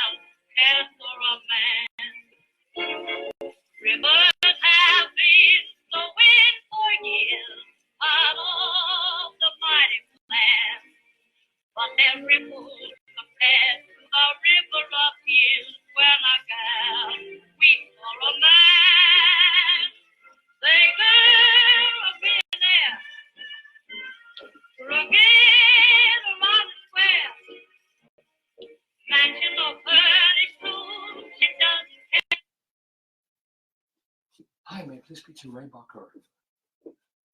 Hey, this is Dave from Dave's Soundbite. We're going to get you on the air momentarily, okay? Fantastic. Thanks so much. Oh, shalom. I wish the music had played 10 seconds longer, but the story of my life, it didn't. Ladies and gentlemen, oh, stop this. Stop, goddammit. Oh, it's already going all wrong today with the interwebs and the internets. But ladies and gentlemen, it's going to go right from now on. Oh, my payas fell off. What the hell? God damn it, what a day. This is Good payas these days. you know, you can't. I pay so much for the payas. You know, and I try to be pious, man, in my payas. But anyway, let me just make sure that people can hear you. We have a very special guest in the Daverhood. Let's make you nice and loud, just like you are when you get to sing on Broadway, playing Amos in Chicago, or on tour. When you do that, we're talking, or will be talking, to an actor. His name, where the hell are my notes? Here they are. He made his Broadway debut as Amos in Chicago all the way back in 2001. And he's been on Broadway in the show and on tour for many, many years. He even did it in Washington, D.C., and they gave him, he was nominated for a Helen Hayes Award for doing that. Helen Hayes herself threw herself at him, but he was married, and he said, thank you very much. You're a nice lady. He has regional credits at Jiva, Williamstown Theater Festival, the American Repertory Theater, Portland Stage, and the Studio Theater, as we said, the Studio Theater in Washington, D.C. You've seen him on TV in such programs as 30 Rock and Flight of the Conchords. I want to hear all about that. But the reason we're having him on this program today, on the Dave's Gone By show, with me stepping in here, Rabbi Sal Solomon, is that he wrote the lyrics for a new musical called The Glorious Death of Comrade What's-His-Name. That's going to be getting an industry showing, a reading, if you will, this coming January 20th. Wait, what the hell is today? Today's the 18th. It's Monday. It's Monday night at 54 Below at 9:30 in the evening. So first of all, first and foremost, we want to welcome to the Daverhood, shalom, to Ray Bokhour. First of all, am I pronouncing that? Shalom to you? Yes? Shalom, you pronounced perfectly. Yay! I did something perfectly for once. I can't even pronounce Hebrew right. That's the luck of my draw. But Ray Bokhour. So let me ask you, and I say this with some trepidation, is that kind of an Arab name? Oh, it's a Hebrew name. I didn't realize that you're, sorry, Yidlach. It's, that's a good word for it, I guess. I've never heard that word, actually. I'm trying to make you still a little bit louder. If you could talk a little bit. We all want to. Oh, sure. There we go. How's this? Oh, better. What Yeah. if I do this? Is this better? Much better. Thank you. Thank you for stop talking through the blanket and just let your mouth open up there. This is good. Well, I thought a blanket would make my voice warmer, but no. It gives you more fiber in your diet. I don't even know what the hell that means. But and my payas is still screwed up. I don't know what the hell's going on today. But no. This is important stuff. So Mazel Tov. So you are a Yidlach. What is your Hebrew name? Yes, Bokhour. It's actually Hebrew via Iran, where my father grew up an Iranian Jew and came to this country in 1948 and set up a business and married a woman and got married and had a bunch of kids. All right, time out, fantastic, Mazel Tov. When you say he left in 1948, was it connected at all to the Arab-Israeli conflict, the birth of Israel that year, or just that happened to be the year he left? This was 1948, and he moved. I think he was 18, and their family had a business in Tehran, and they wanted him to go scope out all the new goods in the United States. Wow. So how many brothers and sisters do you have? You mentioned it was a big family. I'm the baby of 5 kids. Mit Mazel. Are any of them in the showbiz like you are? My brother is a fantastic bass player, and he's living on the West Coast playing bass quite a lot, and he's just a great musician. The others are, I have a brother who's a drummer, but his day job is he's worked for various companies that help put things up on the space shuttle.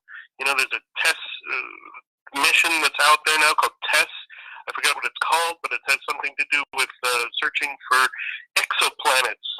So he helped build a camera that is discovering many other planets out there. What the hell is an exoplanet? Is it like a planet? It's not an exoplanet. I guess it's the farther away, very far away, outside of our solar system or something. I already hear the Jewish humor in Raymond Bokhour. I just, but by the way, and what's funny is I asked for your Hebrew name. Great compliment, and I thank you. Well, it is.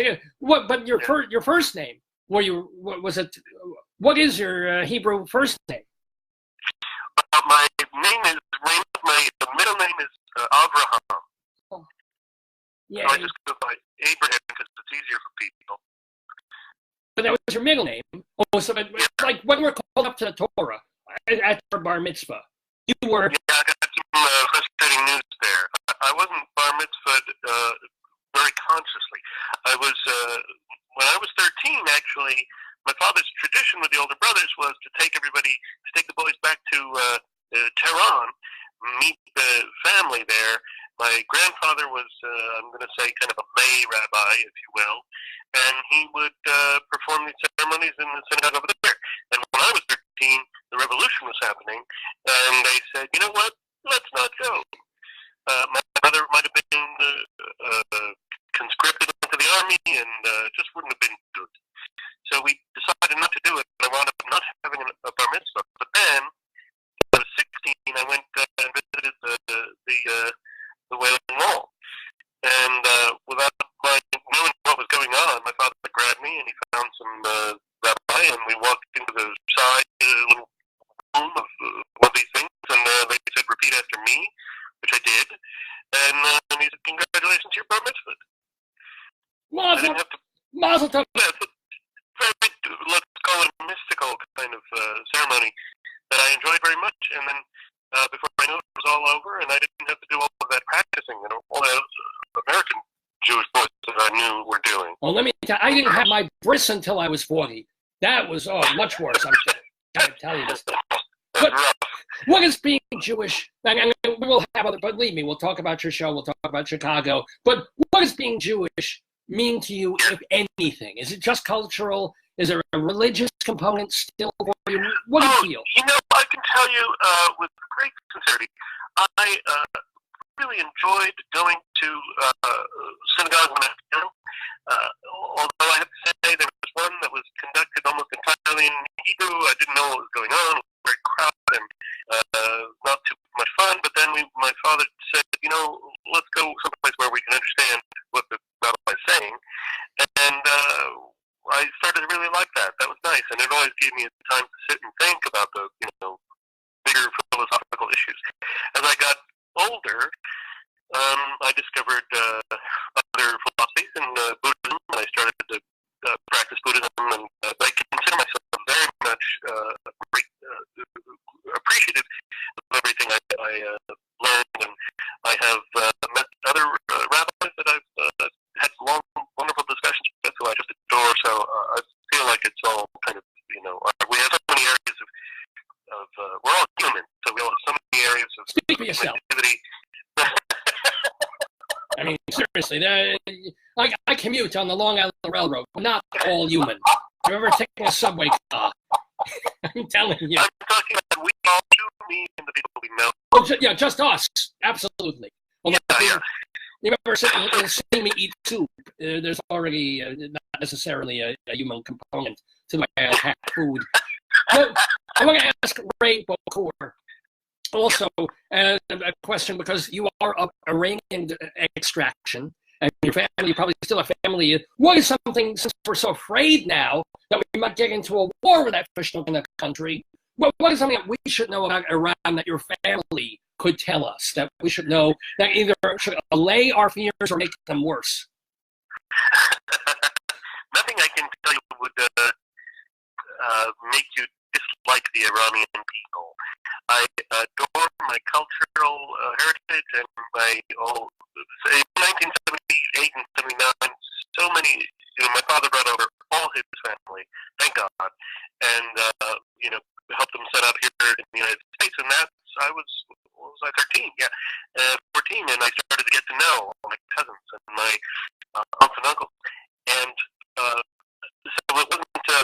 I didn't grow up with it exactly. But then all of a sudden we were at all these parties with all these Persian-speaking relatives and hearing the laughing and hearing the crying about what they lost in their country. And so they're a beautiful, passionate bunch of people that I got to know. But like you say, I'm sure if you got on the train in Iran, you'd encounter some people who maybe were less than enjoyable to be around. If I were dressed like this, I would not. They wouldn't let me off the train. They'd be using my blood to grease the wheels, I believe. No, it's like people Actually, everywhere. Not everybody is, like people everywhere. Not everyone is saint all the time. But the generosity and the kindness and the willingness to put yourself out for someone else is just a beautiful thing. And of course, the humor. It's very, very. I mean, we were Jews, but I'm going to say even Iranian Jews have Jewish humor. Oh my God! What is there? Can you tell us an Iranian Jewish joke? You know something? Yeah. Oh my God! This format is not perfect for it because it's a visual joke. There you go. That also needs explanation. But I'm going to try. Okay, I can act it out if you need. Let me know. Yeah, please. There's a head gesture that is typical in Iran, where they say bah, bah, bah, and it's like saying no, but with a little more joy in your thing, and you kind of drop your head and you shake your head left to right, and you say bah, bah, bah, and that means oh, delicious, or oh, I love it. Oh. And so the joke is the Iranian mousetrap is a curved blade pointed up. And you put the cheese on one side, and the mouse comes over and eats the cheese and says, bah, bah, bah, and he rubs his neck across the blade, you see. It's really quite funny visually if you already know bah, bah, bah. Ah, okay. I'm sensing it. I'll take your word for it. Yeah, because it's not funny now. I don't know if Don Rickles could make a go of that one. I'm not sure. And maybe there's some nice fans out there. I don't want to offend any of them. Please know that I love mice. Could be. I want to kill them. We're talking, by the way, with Ray Bokhour, and we want to talk now. Let's talk some theater. Or even we'll start with music because you were going to be a musician, essentially, right? Right. I was going to be a jazz musician. I went to New England Conservatory and majored in jazz, initially jazz guitar and then jazz composition. And around about the end of that, somebody said, hey, you should write music for a show. And I walked into a theater and I went, my people.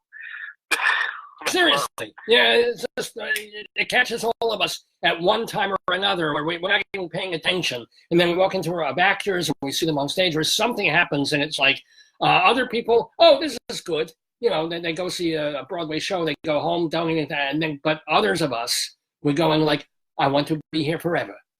Yes. If I could live on this stage, on this set, if I could be with these people, go out, to Sardi's at 12 o'clock at night with these folks. This is it. So exactly what happened to me. Yeah. What can you even pinpoint that moment when you're so like, when it hit you, when it struck you?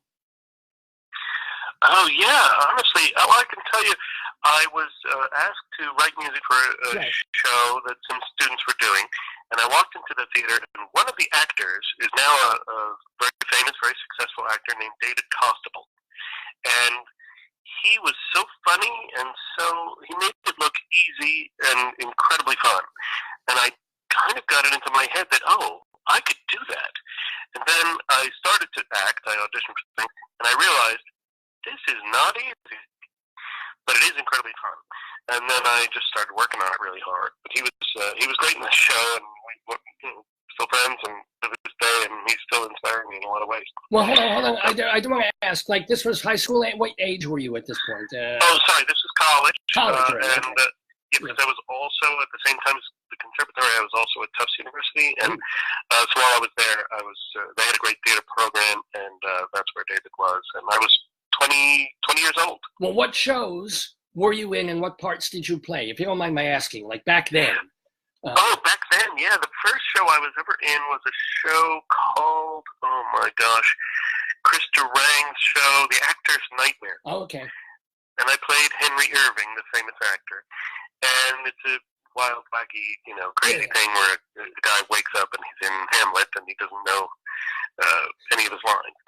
So it was great fun. And I got some laughs for the first time ever in my life. I was totally hooked. And and then what else did I do? We did Lysistrata. We did a political play called Fanchen, and I didn't do musicals until I played Groucho in A Night in Ukraine, which was really fun also, and that taught me a lot. I knew his stuff because I grew up watching Groucho, the Marx Brothers movies and stuff. Of course. But it wasn't a direct. It wasn't a direct hit for you. Like suddenly you came out of this conservatory, you're at Tufts, and then boom, you started getting acting roles in the real world. That did not occur, or did it? No. I took everything I could get, most of which was for free, or for here's your bus change or something. And that was when I stayed in Boston for a couple of years. I got a job selling tickets at the American Repertory Theater, which was fantastic because I got to see a lot of free stuff. Did you know Robert? I'm sorry, but did you know Robert Brustein? Was he around? Yeah. Did you learn anything from him? Oh, everything. I mean, the way he ran it, it was full every night. There were lines out the door. I can tell you because I was working in the box office. We showed up at 10 a.m. and there was a line down the block for people to see, avant-garde theater and Philip Glass operas and things like this. Somehow or other, I had been raised to think like, oh, people don't go see theater. Theater is dying, and he did not make you think that for 1 second. But his brilliant ideas. Yeah. Now, here's the question for me: as someone who performs, you're a performer, of course. You're working at American Rep, but you're working in the box office, and you're selling tickets, and you're ushering people. You got to clean the toilet sometime, all that sort of thing, and make sure the lights are working, and so forth. And then some crook in a wheelchair has to be wheeled in, and just you do all of this, and then these shows are going up, and you're getting to see them, which is a fantastic education. But is there also that canker worm gnawing in you? So why am I not being cast? I'm spending all these hours here. I'm giving them all my time. I'm being paid crap. Why can't I get in a friggin' show? How do you deal with it?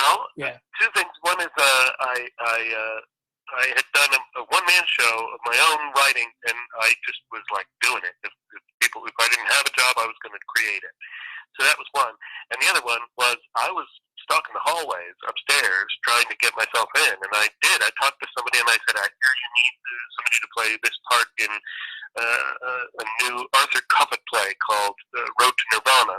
Oh, yeah. It's a very small part, and I said, I want to audition. And he said, oh, okay. And he walked me down the hall, and then I auditioned, and I got it. So I had to learn to be brave and walk up to the right people. And I did a number of other things for them on stage as well as off. They had a conservatory, and they sometimes needed an extra actor for their production, so I would go in and get some education on the side. Well, speaking of on the side, what was the one-person show that you were doing on your own scene in and around Boston? Oh, yeah, it was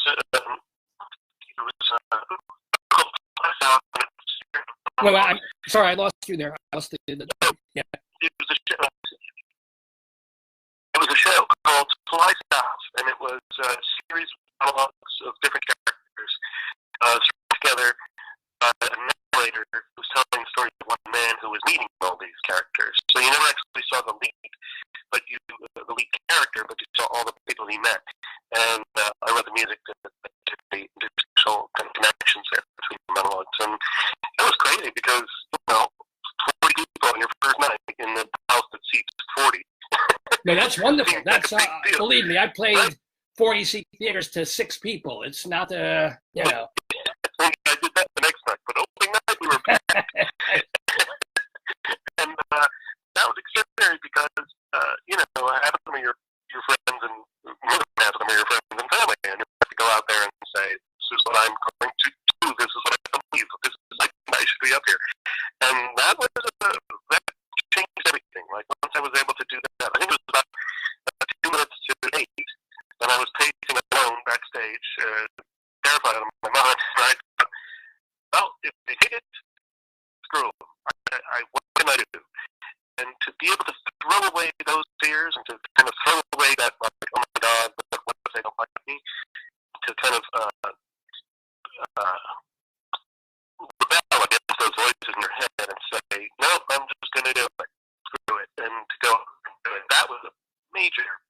for me as a performer, and it got me a lot more brave and able to have fun. So yeah, and then I just took jobs that I could get. And then you inched your way closer and closer at some point to New York. That's just where you're going to go. Actually, I went to drama school in London because I really did want a formal education in acting. And then I was there for 3 years. And then when I came back, I got myself a commercial or two, which did very well. And then I managed to get myself a legit agent, as they call them. And it wasn't too long after that I found my way into Chicago. Well, I mean, bam, just there it is. It's just this process, this natural actor's process of taking tickets in a repertory theater, and then a few years later, boom, there you are on a Broadway stage. Do you remember your first audition for Chicago? Who was there? What did you do? I do. I can't recall if it was if Walter was at Walter the Bobby, the director, was at my first audition or just at the callback. I think it was the callback because I remember they had given me the opening speech during Funny Honey, and he's got a little scene with the police guy, and then he goes crazy, like, why, I can't believe she's done this to me, and he's got a big long speech, but they only gave me one page, and it was cut off. So I did the speech, and in the middle of it, I just stopped. And they were like, what's wrong? And I said, this is all I got. Yeah, but, okay. Right, so the other thing was, they were casting for the tour, and, right. Things don't always happen immediately, and 6 months went by, and I forgot that I had auditioned for Chicago the Musical. And when my agent called and he said, do you want to spend 6 months in Chicago? I said, sure, what play? And he said, no, Chicago. And I said, no, I know where, what play? So finally he explained it to me, and I remembered having auditioned, and I went out and joined the tour. So you were on tour first, and then eventually you got to Broadway as well. That's right. Right, which is what happens. They try people out on the road, and then when people cycle out. So who was Amos? Well, Joel Grey was out of it, I assume, by that point. Who was Amos that you took over after at that point? Oh, I don't know if I took over directly from P.J. Benjamin, but he had done it quite a lot. It's a little less, like I would do 2 weeks and then, cover for somebody's vacation or something. So I was in and out. There were a few Amos. It's hard to keep track of all of them, but probably it was P.J. Benjamin, who was great, and he was a sweet guy. But he moved on to do other things, and I wound up becoming their go-to Amos for many years. Now, maybe we should explain for people who don't remember Chicago, didn't see the movie 100 times. Amos is the husband. It's Roxy. It's Roxy's husband, right? Or is it? That's right. Right, Roxy's husband. He's a schnook. He's a nothing. He's just kind of nobody knows he's there, and he actually sings a song about it. So you get to be the schnooky part in Chicago. What do you bring to it? What is your thing that, let's say, that the guy in the movie, I can't ever remember his name, something, right? He's got a 3-name name, or who's that? Who are you looking for? No, who played Amos in the movie? It was Oh, right. Yeah. You know what I'm talking about, right? I do. The guy from Talladega Nights, that guy. Yeah, Talladega Nights, that fella. What the hell is his goddamn name? I can never. You can look it up. No. Stay with us. But here's the deal. What do you do in that role that is particular to Ray Bokhour, as opposed to what Joel Grey was doing, as opposed to what this guy we can't remember his damn name is? What is your take on Amos? Well, I don't know if I could reduce it. I don't know if I'd want to, but I guess I just try and be myself and be empathetic to not only him, but to the parts of myself that are like him, and trust that the audience is more like him than they are these killers that are in the other, the shows about these murderesses and their scheming lawyers. So in some ways, well, very real ways, he represents kind of normal people, many of whom feel unheard and powerless and abused. So if I remember all of that and do it with love and sincerity for the audience and for those parts of myself that feel that way, then now I should say quickly that no doubt that is what the previous maybe as Amos's were also doing. I don't mean to say this is what I did differently, but it comes out through my own filter, through my own experiences, and the things that work well on me and what my body is. Like if I tried to do what Joel Gray did, and just copy that, it wouldn't work. So I have to know who I am and what I'm like, and then bring that to it. Now, let me ask, speaking of, your real life intersecting, you are a husband and a father, Mazel, McGlick, right? Yeah. But you're also an actor who does the majority, I would say, of your work on tour in other cities for weeks at a time, or 2 nights in this place and a night here and a night there. How do you balance? And this is a question, men always get the short end of the stick because they'd say, oh, we only ask women. We only ask mothers who are on Broadway or on film. Oh, how can you be away from your family for this long? Or how do you have a life like that when you have children? And I'm asking you, who has a penis, as far as I know, what is it like for you being a husband and father? Well, I'm just guessing. I'm assuming the bris happened at some point. So, but seriously, how do you do? Yeah. No, that's a great question, and I'm really glad you asked it because we shouldn't take those things for granted, and it wasn't easy. I'll tell you from my wife when I did the musical once. I went out on tour, and at first I said, you know what, honey, they've asked me to audition for this thing. It's a tour. Our daughter is 4 now. I don't want to go away. And she said, you know what? She's 4. She hasn't started school yet. Do it. Audition. It's a great part. It's a great, it's a lovely show, yeah. It's a lovely show. You should do it. And plus, you're a musician. You get to play. So she said, we'll come with you. And I said, well, that sounds amazing. A year on tour with my family. Let's do it. And I auditioned, and then I booked it. And then we looked at each other, and we said, we can't do that. Phoebe has to, be here and have a regular place to live and not be carted around from week to week. That's how we felt about it. And plus, my wife was just starting her second business, becoming an acupuncturist. She was Go to Help Kitty in the tour. And then she was kind of transitioning out of dancing and out of a child and starting an acupuncture business. So I said, well, what are we going to do? Because I've already, they're you just said yes. Yeah, they're counting on you, yeah. Yeah. So we just worked it out. We said, we'll come with you, be with you for 5 weeks over the holidays, and then the summer we'll be with you. So okay, now we're down to 7 months of me being apart from them, and it wasn't easy. But I would fly in on my day off. I had 1 day off, usually Monday.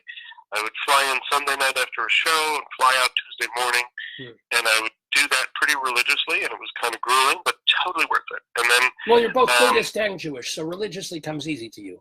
Yeah, I think so. Sorry about that. And that's my third religion. But that is the routine that you still have to keep up, because you're still a father, you're still a husband, you're still a father, and now they're in school, right? They're growing, or they. How old? Yeah. Now that she's in school, of course, the chance. I haven't been going away because unless it's for 2 weeks, or some short span. But yeah, it's always hard. I want to be there. I want to be there for every step of her education and her growing up, and just having fun and knowing that she can turn to me. And yeah, that year was rough, but they would come out to me quite often for a few days at a time, and then I would go to them. I think the longest I ever went without seeing her was 3 weeks, and that was terrible. It was like deeply troubling. But so I'm not in a rush to get out on the tour again unless they come with me. But that's okay. I've been here working in New York, so that's been great. Well, here's the deal. Here's the big question for you, because it's not as if. Hey, please explain this to me. You did this in another interview, but I really want to be clear. You get you're a working actor, a character actor, okay? Yeah. So you get Broadway role, Amos in Chicago. Why not just do that 48 weeks a year, take a couple of weeks vacation, and just stay no matter who else is around you? Why can they cycle out like that? Why not just take the role, like people doing Phantom of the Opera? They had Madame Geary in there for 100 friggin' years. Nobody was pushing her out off the stage. Why do you cycle in and out? Because then you have to go look for work, and it isn't always easy to find. Well, I think it. I don't press it too much. If they want to go a different direction for a little while, that's cool with me, and I know that we love each other and we'll come back. Sometimes I have often been the one to say, you know what, I'm taking this other gig, so because I want to mix it up, or I have, I'm doing this musical. I'm taking a day off to do this concert reading of the new one, and we get it. We all like.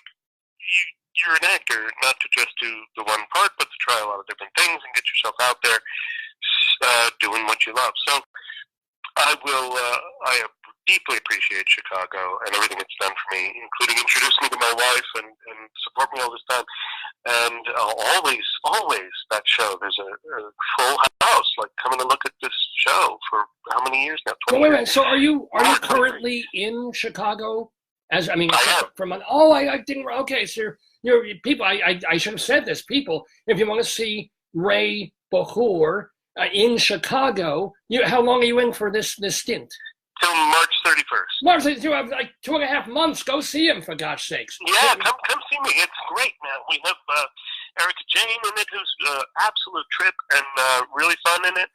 And, the great Emma Faye Wright is playing Velma. She's a force to be reckoned with, really one of the best they've had. So, and Paolo Jot is playing Billy. Oh, he was in, was it Most Happy Fella? He was in South Pacific, wasn't he?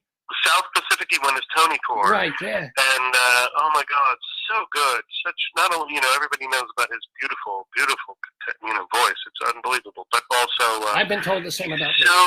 Yeah. He's so charming and so smart in the part. It's really fun to see. So audiences are since they've joined, we were doing very well before with the brilliant Charlotte D'Amboise and our other Billies over the years, but right now they're really a particular quality of audience that she tends to bring, I think, and he brings, and so it's a party in there. It's really been fun. So all the more reason to go, or maybe you saw it like I did 15 years ago when the show opened. Or how long has it been running now? It's long. Oh, it's been 23 years. 23 years. I've been seeing it. I would love to see it again. Go see it again. Yeah, and there's even this thing it becomes Broadway week in a couple of days. If you're a cheap Jew like me, you can save money by getting 2-for-1 tickets at that NewYorkCityGo.com.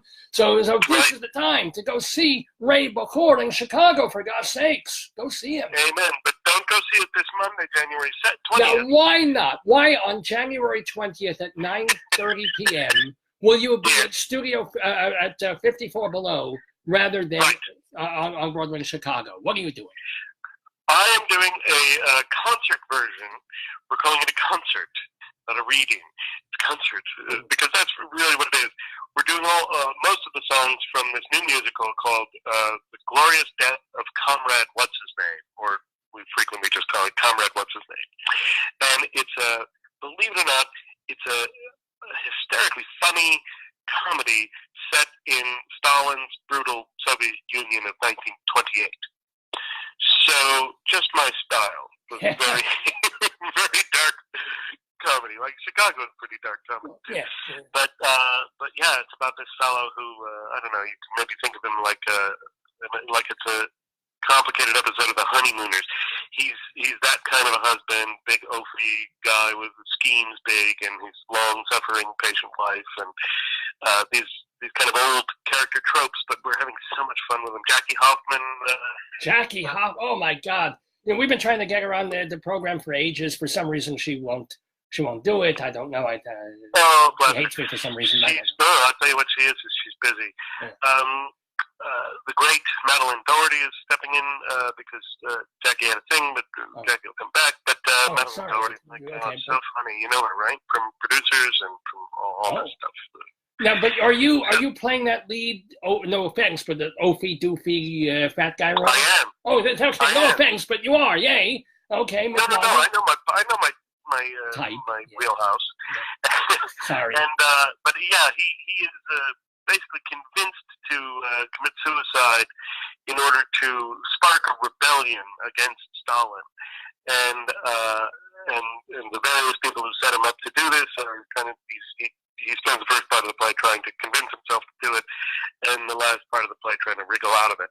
And it really, and throughout this, his relationship with his wife and what he's putting her through, and then there's a couple of shocks and surprises about who's doing what to who, and but it really is quite a brilliant original play that it was based on. It's called The Suicide, and it's Russian from the time period, 1928. Was it Gogol or who wrote that one? Or Daverhood? Erdman. Nikolai Erdman. Erdman. That's right. Okay, Nikolai Erdman, yeah. And he was kind of the up-and-coming beloved playwright of Russia at the time. And Stanislavski, Meyerhold, all these guys adored him and said, he's the next Chekhov. And he had done one play that was successful, and then he did another one that was this one. And it was in rehearsal, and Stalin found out about it. It didn't even mention Stalin. It wasn't particularly anti-authoritarian, but it mentioned the revolution and how difficult it was for the common man, actually, and how you weren't allowed to even say that life was hard. Life was hard. And so that play was quite brilliant, but it was banned by Stalin. And then Erdman was thrown in Siberia for 20 years. So, and he lived and wound up having a life of being a writer, but it wasn't the same. He was kind of working for the KGB because they made him write their skit for entertainment and stuff like that. But the play managed to get out and be premiered in Sweden, I think, and he listened in on the phone to see how it went, and it was a rousing success, and he passed away shortly thereafter. Then the RSC did a very funny translation of it, and with Derek Jacobi in the role, and it was I'm told it was a very dark production, and they brought it to Broadway for a brief time. But this is I think the first musicalization of it, and one thing we thought we wanted to do was kind of, the original has of course a lot of period references and Soviet references that maybe people wouldn't get, and we wanted to make it feel a little more like a modern story and less like a. If you think of a Chaplin film, it tends to be, those are brilliant, but they tend to have a rhythm of like, here's an excuse for this bit, and now we're moving on to an excuse where he's a waiter who's wearing roller skates, and now we're moving over here to, another bit where he's running from a cop. And the story is less the way we're used to, which is one through line and you follow everything is related to that. So we did that, and we built it all into the music, and we've been doing some readings of it over the years, last few years, and every time we do it, people love it and want to do more. So we're growing, and we have a fantastic team now. Don Stevenson's directing. He's hysterical. He did all this work on both as an actor in the stuff, and the producers, and so on, and has been directing comedy, and he's perfect for it. Like, he just stands up, and we all get the jokes that he's. Well, let me ask you, the people who are putting this together, because you're the book writer or you're the lyricist for the lyricist, yeah. Right. And are the other people, because you were in the Layman Angle BMI workshop right.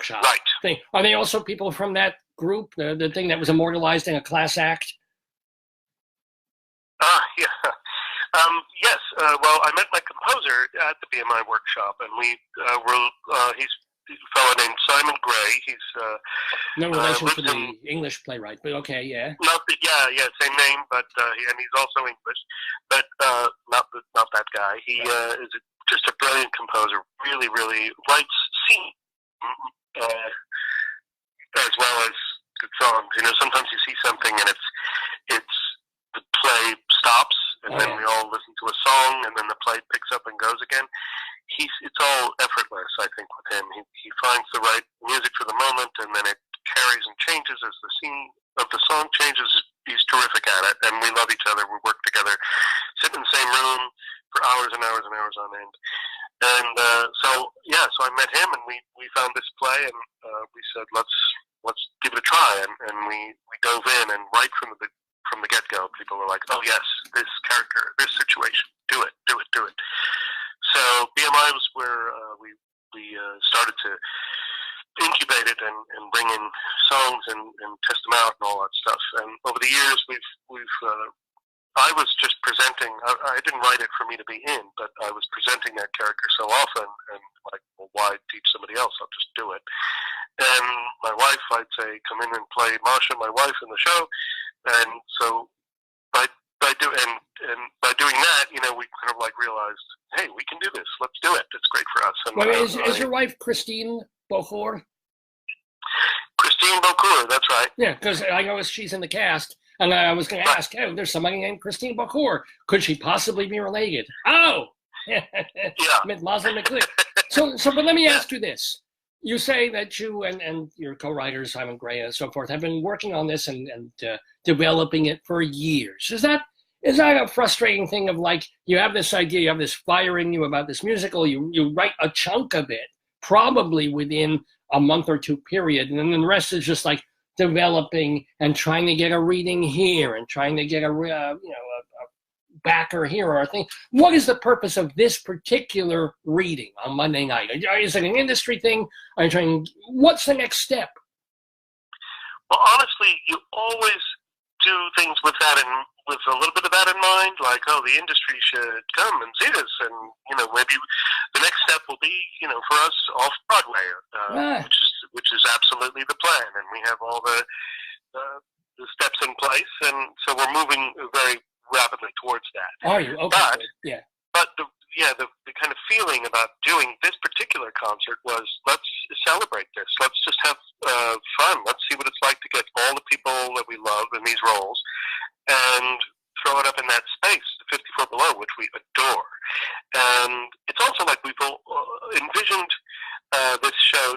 Much of the storyline takes place in a bar, in a kind of a rebel bar, and we thought, we got to have people in the audience, like, drinking shots with us or vodka and having a good time. And I don't know if you saw the Sweeney Todd that was done in a supposed pie shop. They could turn it all in. You could order your pies and sit on the tables, and the show happens. It kind of unfolds around you. Well, not ironically, but semi-coincidentally, like that space when the Roundabout took over Studio 54, they opened Cabaret there. It was a Henry Miller's, and they purposely made it like it was a club. It was sort of a thing, and they kept it with tables and chairs, and like you were in the Cabaret Weimar Germany experience before they turned it into more of a theater after that show went away. Exactly. And so 54 Below was a great match for us. I've always loved seeing things there. Whatever the food, the drinks is fantastic, and the way that you can really feel like you're in the room with the performers that are up on stage. The sound is great there. The lighting is great, so we're going to have a good time there. Is the general public invited? Can people listening to this program come see it? It's 54 Below. It's at 9:30 on January 20th, which is this coming Monday. How can I get tickets to this? You go to the 54 Below website and look for the date, January 20th, and we're there. Glorious Death of Comrade, what's his name? And click on that and get your tickets. I think if we're not very close to sold out, we are sold out. But you have an exclusive, my friend. We are doing an encore performance on March 2nd at 7 p.m. Mazel! March 2nd. Thank you very much. So try and scoop it up, whatever's remaining on January 20th, and then head over to March 2nd if you're unable to do that, and start buying your tickets. Or scoop up the last ticket for this one, and you love it so much, you go back again on March 2nd to see it. There you go. That'd be wonderful. Yeah, it's big. It's already a big hit, and we haven't done it. So. Speaking of a big hit, we're having a fabulous time talking with Ray Bokhour. Well, we want to ask you a couple more questions before we do let you go, because you've done, you're not known perhaps as a TV or film performer, but you do have some credits on, like, the Internet Movie Database. We mentioned that you were in 30 Rock. You were on Flight of the Conchords. What was that like? Oh my God, those guys are so funny. I was a fan of the show, so I was a little bit, what's the word, awestruck when I walked into the room. But they're just like that. They're busy. I was playing a sound engineer, and they were in the studio, and I was on the other side of the glass at the board, and just basically being a foil for them, and deadpanning. And it was great. It was a terrific. It was a terrific day. Well, what is your They just favorite? loved hanging out. Your favorite IMDb credit, the one either you're most proud of, or that came out the best, or something that people should seek out. If they can find it on Netflix or Hulu or something like that, then you should go, oh, you know what? I did that. That was a good scene. I was in that. Oh yeah, I had a very challenging and fun run in an episode of Third Watch. Do you remember that show, cop show? Sorry. And it was this kind of guy with maybe some mental issues, and he wanted to be a cop, and he wound up taking a car, and it got all dramatic, and that was really fun. They were very good to me and really fun to work on, and it was a big challenge. So I'm proud of that, Third Watch, and then I'm proud of another show, Ed. Do you remember this show? It was Ed, about the art show on PBS? No, this was, I want to say, I should get the network right, so I won't guess. But Okay. it was a show about a lawyer who owned a bowling alley and would take his clients into the back room of the bowling alley. But it was a funny show. And this show failed? Okay, yeah. Not exactly high concept. It was like, I can just see them pitching this one. He's a lawyer and a bowler. It's like, exactly. It was a little bit odd, but the whole show had a little bit of an odd sensibility. And who's the wonderful actress who plays the mom in American, Modern Family? She plays the mom in Modern Family. She was a regular on it. Yeah. And Tom Cavanaugh was the lead, and Michael Ian Black was in it. It was very funny. Okay. So I got to be in that for 3 or 4 episodes, playing maybe kind of a lonely, Amos-ish kind of character. But there was a beautiful Valentine's Day episode, and I got to be in this great role and in great heartwarming speech at the end of it, which was just terrific. And So I enjoyed that. I just did an episode of Blacklist with James Spader, and that was amazing because he's so good, and I just loved watching him work and working with him. You see these people on TV so much. I'm a big fan of James Spader in Boston Legal, and so now I was like looking at him, and you almost forget that you're supposed to respond because you're so used to watching him on TV. You think you're still watching TV, but no, I get it. I understand that. So you have to realize, oh my God, I'm in this. I'm not just passive spectator. I've got a line. Yeah. That's terrific. Oh my gosh. And so let me ask you, what is coming up? Do you have stuff lined up for March of, March 31st is the last time we'll get to see you in Chicago.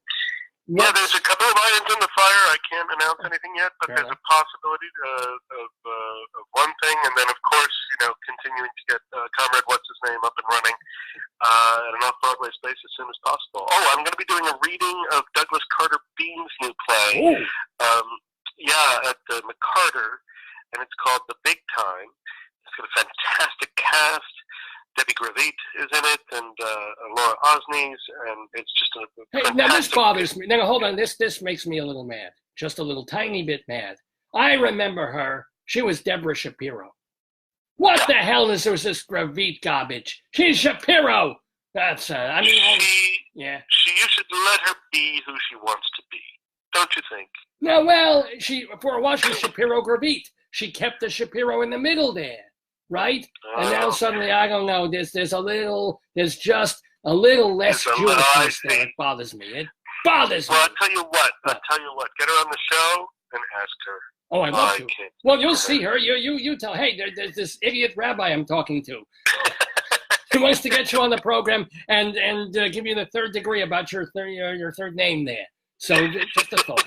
Just a thought. I'm sure she'll pick up the phone and call immediately. Immediately. No, she's great, boy. She's so, the voice is nuts, but the comedy is great, and it's a super fun part for her and for all I podcast. Well, it's Douglas Carter Bean. I mean, the man is brilliantly funny. So yeah, absolutely. Absolutely, and Jackie Hoffman is in that as well. Oh, well, again with the Jack, everywhere, all these people I'd love to have on the program. They're suddenly doing all these things. Oh, they can't be bothered. Poor Rabbi. I don't know. I am honored that you, Ray Bokhour, have taken the time to be with us in the Daverhood today. So I want to remind people before we ask you one last question, that first of all, they can see you on Broadway in Chicago pretty much 8 times a week, playing the character of Amos. It's been so long, I don't even remember what theater it's in. Oh, the Ambassador Theater. The Ambassador Theater on Broadway in Chicago. Now, not only do you want to do that, but this coming Monday, January 20th at 9:30 in the evening, you're going to want to go to 54 Below to see a concert staging, not a reading, but a concert version of The Glorious Death of Comrade What's His Name, co-written by and starring our new friend Raymond Bokhour. And if you miss it that day, they're going to do it again on March 2nd as well in the same space at 54 Below. So before we do let you go, let me ask you one more question. Raymond, may I call you Raymond? Please do. I will. Okay. Raymond, what is the best piece of acting advice that you ever got, be it from a fellow actor or a Tufts or anywhere? Best advice. Best advice. I think it's that the people in the audience are the same as you, and you're there to serve them and trust that they will. What's true for you in your heart of hearts is also true for them. That's a little bit of sewing together various of my mentors, but that I think is it. That you're out there to kind of help them and to serve them, and don't be arrogant about it. Don't be arrogant. Do your job. We're middle-aged Jews. If we can't be arrogant, who can? I don't know. Well, let's say you can be as confident as you like. Yeah, confident is good. When I get up there and I do a sermon, I know I love stuffed cabbage. I have to feel that every single person in there that's watching me in the synagogue, they're going to love stuffed cabbage too. I have to feel that way. Exactly what I meant. And you, my friends listening, remember that you will love the new musical comedy, The Glorious Death of Comrade What's His Name, that you can see in its early nascent form. Don't wait till it's, God knows these things take years to get on. I hope not, but it could take years to get this thing off Broadway or on Broadway or regionally. See it now. See it Monday at 54 Below, and go see Ray Bokhour, either in that or both in Chicago. Raymond, it is just remains for me to thank you one more time for spending your Shabbos with me, with us in the Daverhood. I wish you much success with the show, with your parenthood, with your marriagehood, and with everything you're doing. Shalom. Thank you very much. This was a pleasure. Likewise, shalom to you. Shalom. Bye-bye. Ray Bokhour in the Daverhood on this Saturday, January 18th, 2020. I, by the way, am Rabbi Sal Solomon, of course, founder and spiritual leader of Temple Sons of Bitches in Great Neck, New York. Now, ordinarily, I would step away from this camera and give the show back to Dave Lefkowitz, who hosts Dave's Gone By, who produces the program. But Dave, this week, has asked me to stay on a little bit longer, to do a little bit more fun here, because there's a segment that he usually does called StoryTime. And it has to do with, telling stories by other people, reading them, commenting on them in a Talmudic fashion. And he usually will pick everything from Hans and His Cow, if you remember that one, to children's books, to not so children's books. But every once in a while he brings me in to do a story that has a Jewish flavor. Well, guess what, ladies and gentlemen? Oh my God, have we got a Jewish story for you? So don't go away. Tell me a story, tell me a story, tell me a story. Remember what you said. You promised me, you said you would. You gotta give in, so I'll be good. Tell me a story, then I'll go to bed. All Yes, indeed, my friends. Shalom, shalom to you. We are telling our stories on StoryTime on this episode of the Dave's Gone By Facebookio Podcastio Programmio the Streamio with me, Rabbi Sal Solomon, and today's story. We found this. This is a magazine that you can get on the South Shore of Long Island. I'm so thrilled to see this. Yes, it's Mitzvah Market. It is a magazine completely devoted to, well, it's advertorials, essentially, all about bar and bat mitzvahs. We see that there's this lovely teenage girl here with stories like the power of a personalized talit, an Israeli bar mitzvah, a different look for every party, a year in the life of a bar mitzvah girl, and, of course, Logomania, how to brand your party. Understand, when I had my bar mitzvah, the only branding was, okay, Uncle Shmuel sits here, Auntie Shmuelita sits there, then there's thing on the move occasionally when people weren't getting along. You have to put a sign on another table. That's all a brand. What branding? Who does branding? Branding, about this is what they do now. So take a look at this. This is an entire magazine devoted to the bar mitzvah industry, including, well, I know, we do the occasional bar mitzvah in Temple Sons of Bitches, which essentially we have the party in the garage because that's all we can afford. But if you have a lot of friends, I don't mean just a few friends, but a lot of friends that you want to invite to your son or daughter's bar or bat mitzvah, why not do it?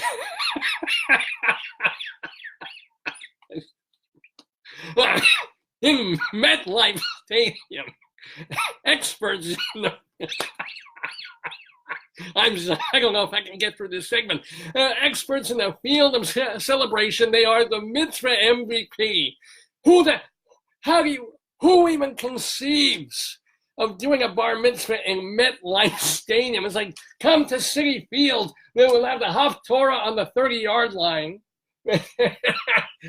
The Viennese table is going to be on the 10-yard line. Oh, and at the end, we're going to take the Torah, we're going to kick it through the uprights and see if we get 7 points. Yes, MetLife Stadium for all your bar mitzvah needs, or for more fun, throw an epic bar mitzvah at the Dave and Buster's. I mean, yes, the kids are going to have fun if you're doing it Dave and Buster's, but it just, there's nothing Jewish about Dave and Buster's. I have been to Dave and Buster's. It's for goyim. They sit there, they drink beer. There's burgers, not kosher, and they have they Pokino games or whatever the hell they play, and Pong or oh God, I can't even think of the word. Tilt. What are those machines? They go tilt and boom, and the ball and goes ping back. And pinball machines, for God's sakes. The Jews don't do that. We don't have time to do that. We're busy studying Torah. And yet, on that one day, I guess everybody can go over to Dave and Buster's for fun. Just a lot of other, I should show these to you as I page through it. Ideas for your bar or bat mitzvah. Lovely. Of course, you need the photographers. They always make things look so serious with the Christian-looking windows in the background, the stained glass. Is that a girl or a boy? There's a pretty boy, I think that is, does he have the yad? He's got a microphone, of course. This is important. Let's see what else we have here. Let's find something fun. Let's find something. And of course, since it is the digital age, join the bat mitzvah conversation. Let's do this digitally. Parents, trust me, you do not want your 12 or 13-year-old son or daughter just randomly surfing the internet. And make sure you check the bar or bat mitzvah website, that it isn't taking them somewhere in a very bad place for people looking for 12 or 13-year-olds, if you know what I'm saying. Celebrate your bar or bat mitzvah at the Rock Club. Where the hell is that? Big or small, formal or informal. Invite your friends for an event to remember. Now, notice this is a rock wall. That's a human. Is that an arm? Yeah, no, it's a leg. There is a leg. There's a rock wall. So if you have insurance, you're going to want to have a really hot swinging bar mitzvah like that. Behold the table of contents. What a wonderful thing. There's little man on the chair there. People just having fun. The excitement of Jews. What else do we have here? Let's see. Let us read it, shall we? Since this is story time. From this lovely, The Power of a Personalized Talit. A talit, by the way, is, of course, this. It's the tallis. It is the thing with the fringes. It's what we put on when we pray. This is by Anthony Candell. We'll do a little bit of this. We'll see if we can find anything funny in this. While every bar mitzvah boy and bat mitzvah girl, notice we're in the age where you have to do both male and female every single goddamn time. Because it used to be, he was the pronoun, whether you meant he and she, and it was just simple. We weren't trying to be, exclusive of the female gender. We just wanted to get through with what we're saying without having to put in both sexes all the friggin' time. But now it's like every ad in here, bar and bat mitzvah, boy and girl. It's like, oh, we get it. Anyway, well, every bar mitzvah boy and bat mitzvah girl may wear a talit during services. The pieces of cloth are all unique. Wrapping oneself in a shawl during prayer or reading from the Torah is meant to aid in attaining a proper mood of reverence for God. Okay, agreed. Made of silk, cotton, wool. I gotta clean these things. Wood. Just throw this here. Hold on. Gotta get that. You can't do anything in glasses. Oh, now, this is bad. This is really bad now. I managed this. Oh, shoot. Here we go. Much better. I can see now. Whether they're made of wool or synthetic, talis can be plain and simple or highly advanced. No, adorned. God damn it.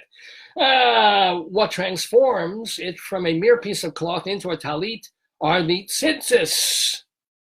That's right. These are the specially knotted fringes on the four corners. They remind us of the commandments of the Torah, right? They also remind me to cut my tallis, my payas hairs occasionally.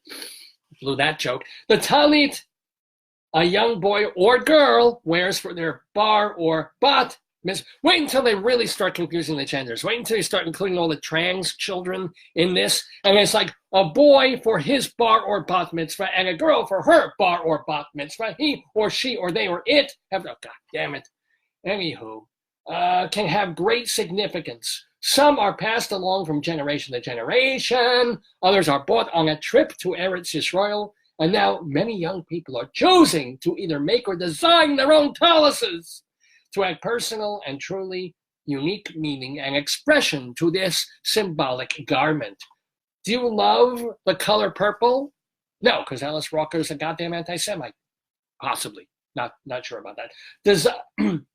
Design one in all its gorgeous shades. Why not weave into it the names of your beloved late grandparents? That is rather nice, actually. When you design your own talit, the sky is the limit. No, the budget is the limit and your time is the limit. Here are some ways to create your own. You can weave at the loom room. I know that's rather hard to see. Make your own. I'm not going to delve into this. Or have a one-of-a-kind creativity. Let's read about Marvin Feldman, shall we? No, let's read about Maxine Feldman. I gotta change my damn glasses. When Maxine Feldman was planning her son's bar mitzvah 15 years ago, she wanted something creative for him. So the New York City printmaker designed a talit in his favorite colors, green and yellow. She collaborated with a quilter from Ashland, Oregon to complete the project. When people kept asking where she got his talis, a business was born. Now Feldman works with local students to create custom talit out of raw silk. She hand paints the four corners and a colorful stripe down the middle or a piece to go under the atara. I don't even know what the hell that means. I'm Jewish. She can also make a matching pouch. Okay, I don't need a pouch. I probably want to lose mine, but I just eat too much damn brisket. I asked them what colors they like, what color combinations, and they love playing around with swatches and choosing color schemes. They want to be a part of the process instead of going to the store and just picking a pre-made one. These are special, and they will last a lifetime. Now you have the caterers, of course, and you have what I think we all need, ladies and gentlemen, a mitzvah organizer, an app, and a computer program that will help you organize your bar or bat mitzvah, because it isn't just a party. It isn't just, hey, let's have an important religious ceremony that brings this new young Jew into the fold. No, let's turn this into like planning. I don't think the organizers of New Year's Eve in New York City, when the ball drops, go through what people go through to do bar and bat mitzvahs. It's just, I mean, mitzvah organizer, and this is my favorite thing in the whole history of the world. This is the advertisement that got me when I found this magazine. Who wouldn't want to hold their religious Jewish ceremony and party at Clyde Frazier's Wine and Dine. There he is, former New York Knick,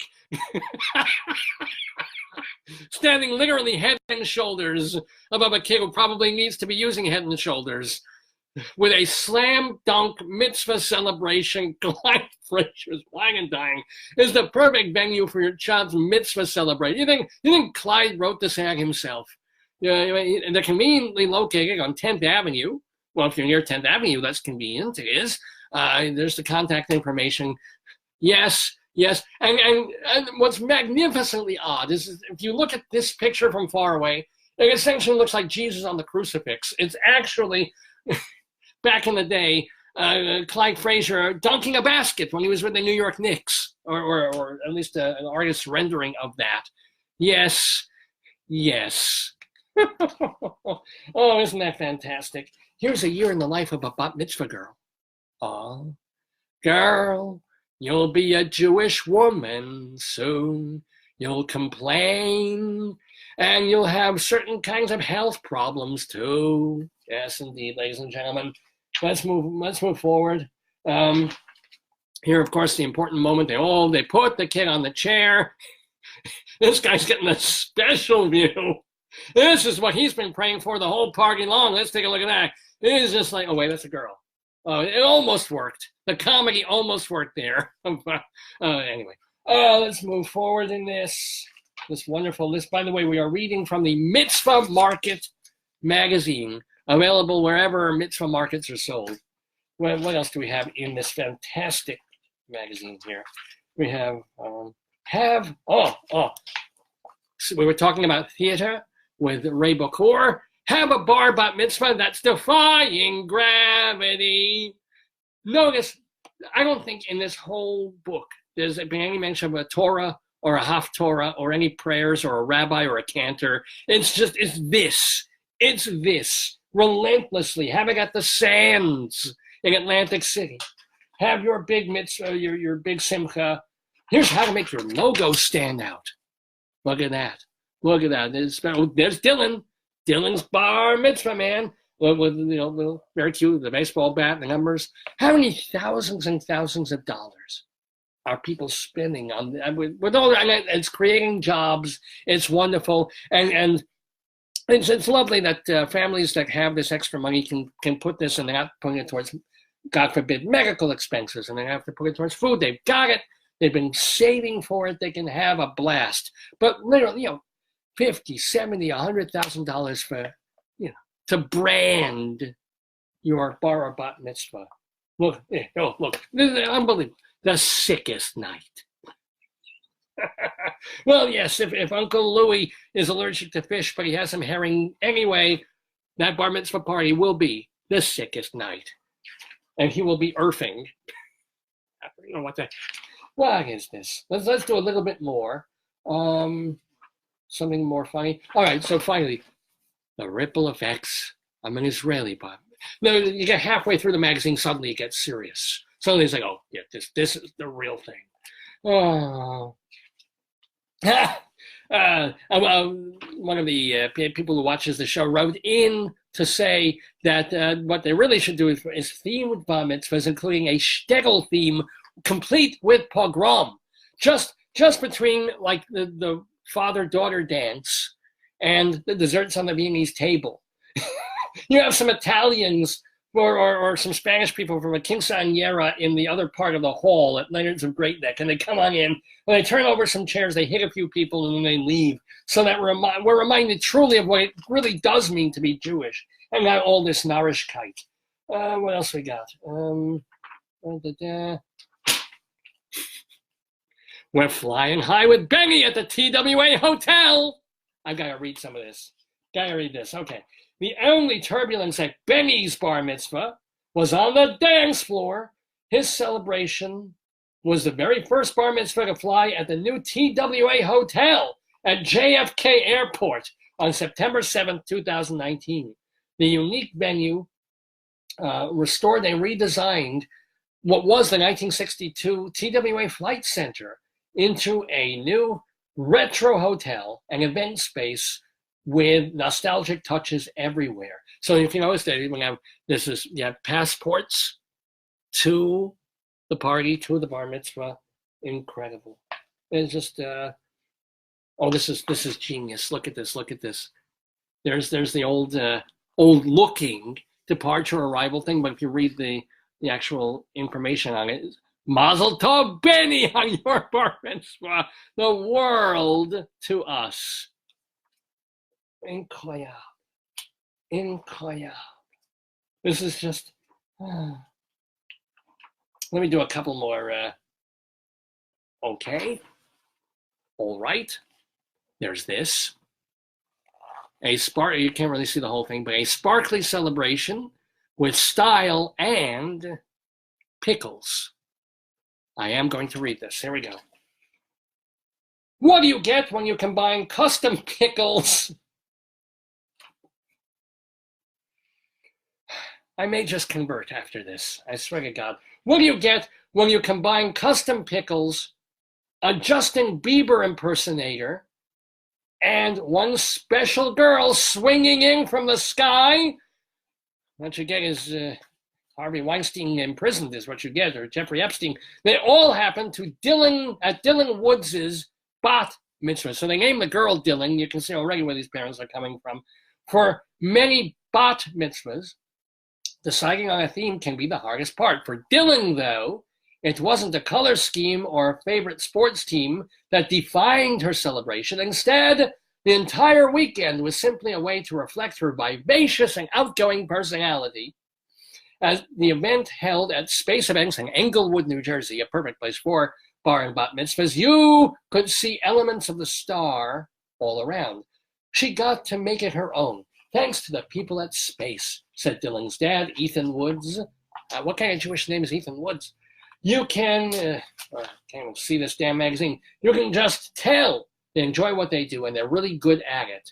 And it reflected her in so many areas of her interest. For example, her personality popped up starting at the invitations. They wanted to keep it elegant and classic.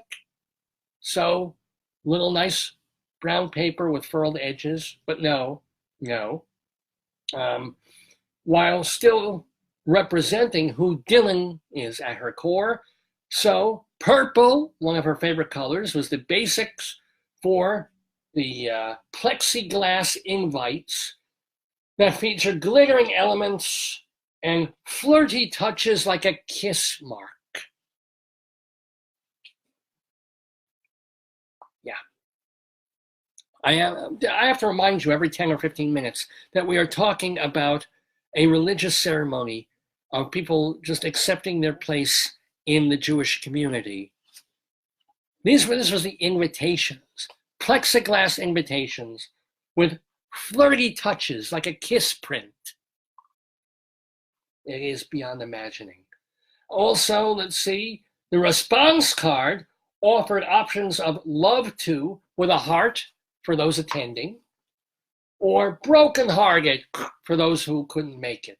The same lighthearted feeling continued from the moment Dylan arrived at the afternoon extravaganza. She showed off her style with a quick change from the outfit she wore to the synagogue. God forbid. I wore a suit. I wore a goddamn brown suit from Robert Hall. I wore it at the synagogue. I wore it at the party. I wore it Then next week when I was working somewhere, I'm working at the car wash. Probably shouldn't have done that. Anyway, she changed into a pair of sparkly sneakers. For her logo, Dylan took inspiration from the must-have sweatshirts from the brand Aviator Nation and their iconic lightning bolt design. Here we go. There she is. That's the branding, the logoing for Dylan's bat mitzvah. Dear Lord.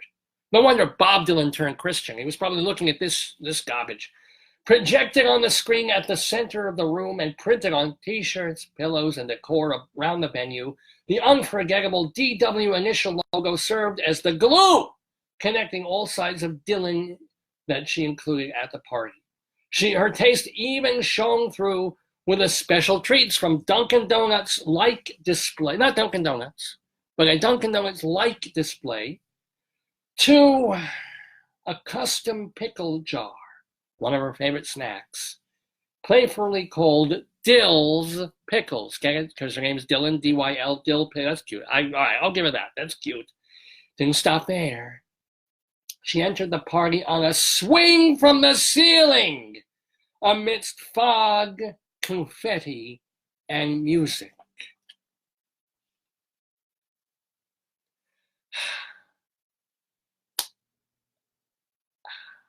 Sometimes all you can respond with is silence. She entered on a swing from the ceiling with fog, confetti, and I walked into my bar mitzvah. I went through a doorway. I looked around. I waved at my parents and my grandparents who were living. I saw my friends from school, most of them I didn't really like. And then I sat down and I started eating. I probably did the motzi on the lechem, and that's it. This is just killing. Here's Dill's donuts and all of that. Kill me. Just kill me now. Chelsea Piers. Well, we're going to move forward to this because we want to get Dave back on the show here. What else can we do that's kind of funny? Well, see, every once in a while, thank God, I do thank God, this magazine will remind us just how vapid and insane the spending of money and time and energy on nonsense is. And then they'll throw in this. Helping hospitalized kids is a family tradition. And just this reminder, maybe a little bit coming in on a swing with confetti and fog. Let's talk about kids who don't have it so good. Okay, that's fine. And then you turn a couple more pages and you have this guy. He's EJ the DJ.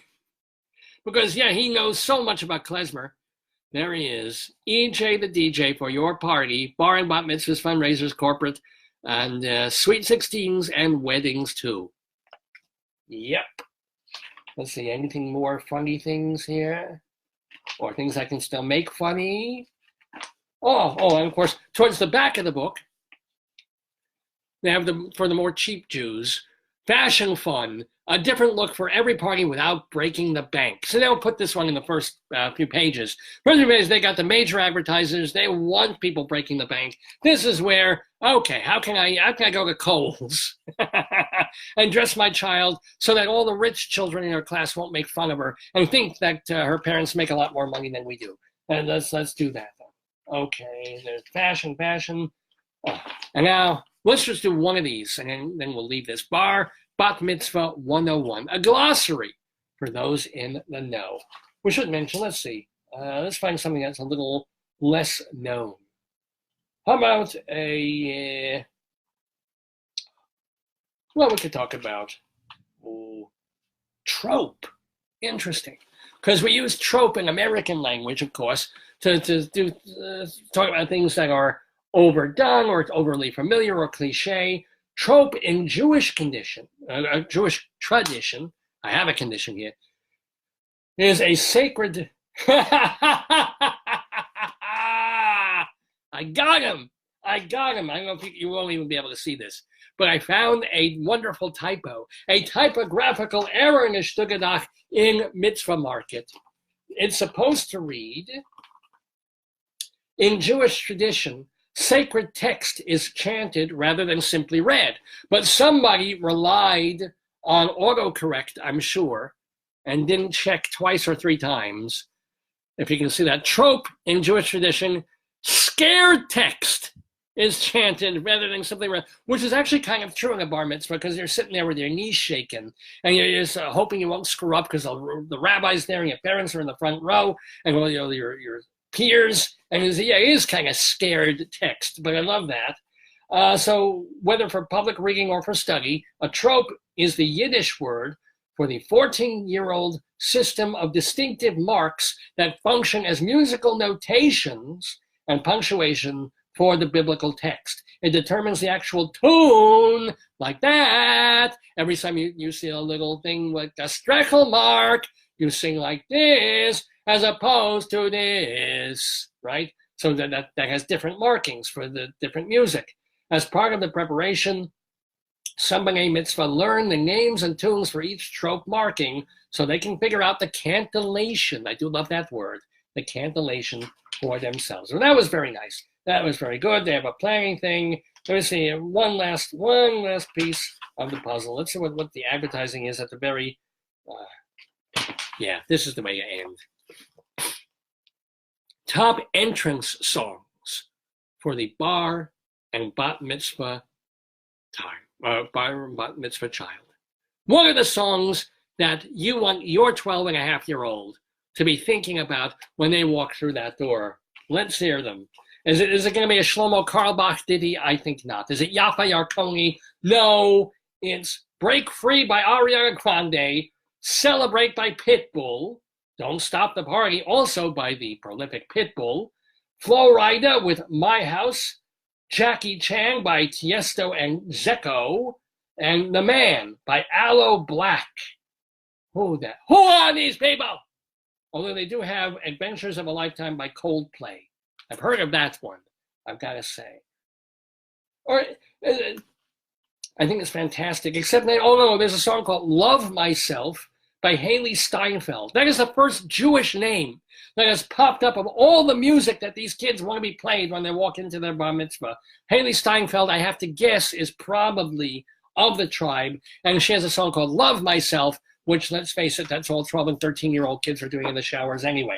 And finally, my friends, why not have your bar or bat mitzvah at Meadowlands Raceway at the track? Get the kids started young. They're going to get all these $20 bills, these $100, these packets from their friends, from family, from relatives. They're going to be walking out of that bar and bat mitzvah, hopefully, with thousands of dollars in cash.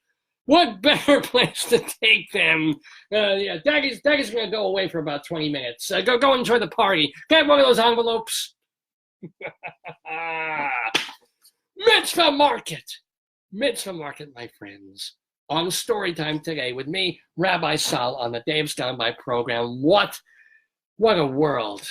That's what they should play. Rufus Wainwright's Oh, What a World We Live In. That's the song they should play for these kids who are having these bar mitzvahs. But anyway, I certainly wish if you do have a child who is having a simcha or going to be having a bar or bat mitzvah or a christening or a kinsei anyera, I'm not proud and I'm cheap. So if they need to study, if they need to learn the Torah, or if they just want to read a Harry Potter book, I can do that too. Go find me on the interwebs. I'm Rabbi Sal Solomon. On Twitter, it's at Rabbi Sal Solomon. My email is shalomdammit@aol.com, shalomdammit @aol.com, and my website is shalomdammit.com. You can find me even though I'm in hiding from several Arab organizations. Meanwhile, let's bring this back. Let's bring it full circle at the end of story time back to Dave to do a bit more of the Dave's Gone By program of the air.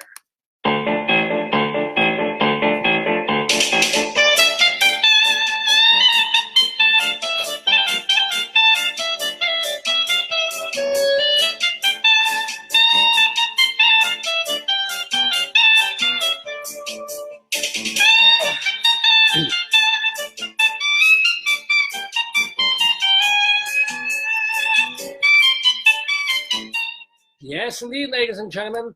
Klezmer, and Jewish music for our beloved Rabbi Saul Solomon doing yeoman's work today on Dave's Gone By, both the interview with Ray Bokhour and doing our story time. Thank you so much, Rabbi. Well, it is almost 12:30 in the afternoon here on Dave's Gone By. We're going way over time, but hey, we did lose 20 minutes in the middle of the show because of internet problems. Thank you so much for those of you who went away and came back, and those of you who've been watching all the way through. Remember that our archives are at davesgoneby.com. Dave, like my name, davesgoneby.com, so you can hear older episodes of the show, including the oldest episodes of the show, all the skits we've done, the funny songs we've done for you. What else? Well, all the episodes and all the interviews that we've done, which reminds me, before we move further into our yesterday quiz, as well as, or is that, I think, the last thing that we have to do? We didn't do Grilly Crimes at Old Times. We're not going to get to it today. I'm sorry. But we do want to do our yesterday quiz because I know Cynthia and Jeff are watching, and that's a lot of fun. It's a trivia game. But before then, yeah, hundreds and hundreds of people have been guests on Dave's Gone By, and so many of them have been wonderful guests, just like Ray Bokhour was with Rabbi Saul just a few minutes ago. They're fun, they roll with it, they tell about their lives and their careers. We have a fantastic time. Those archives are also at davesgoneby.com, and we also like to honor them by keeping track of what they're doing in their lives and careers long after they've been on the show. We call that particular segment, or this segment, our friends of the Daverhood.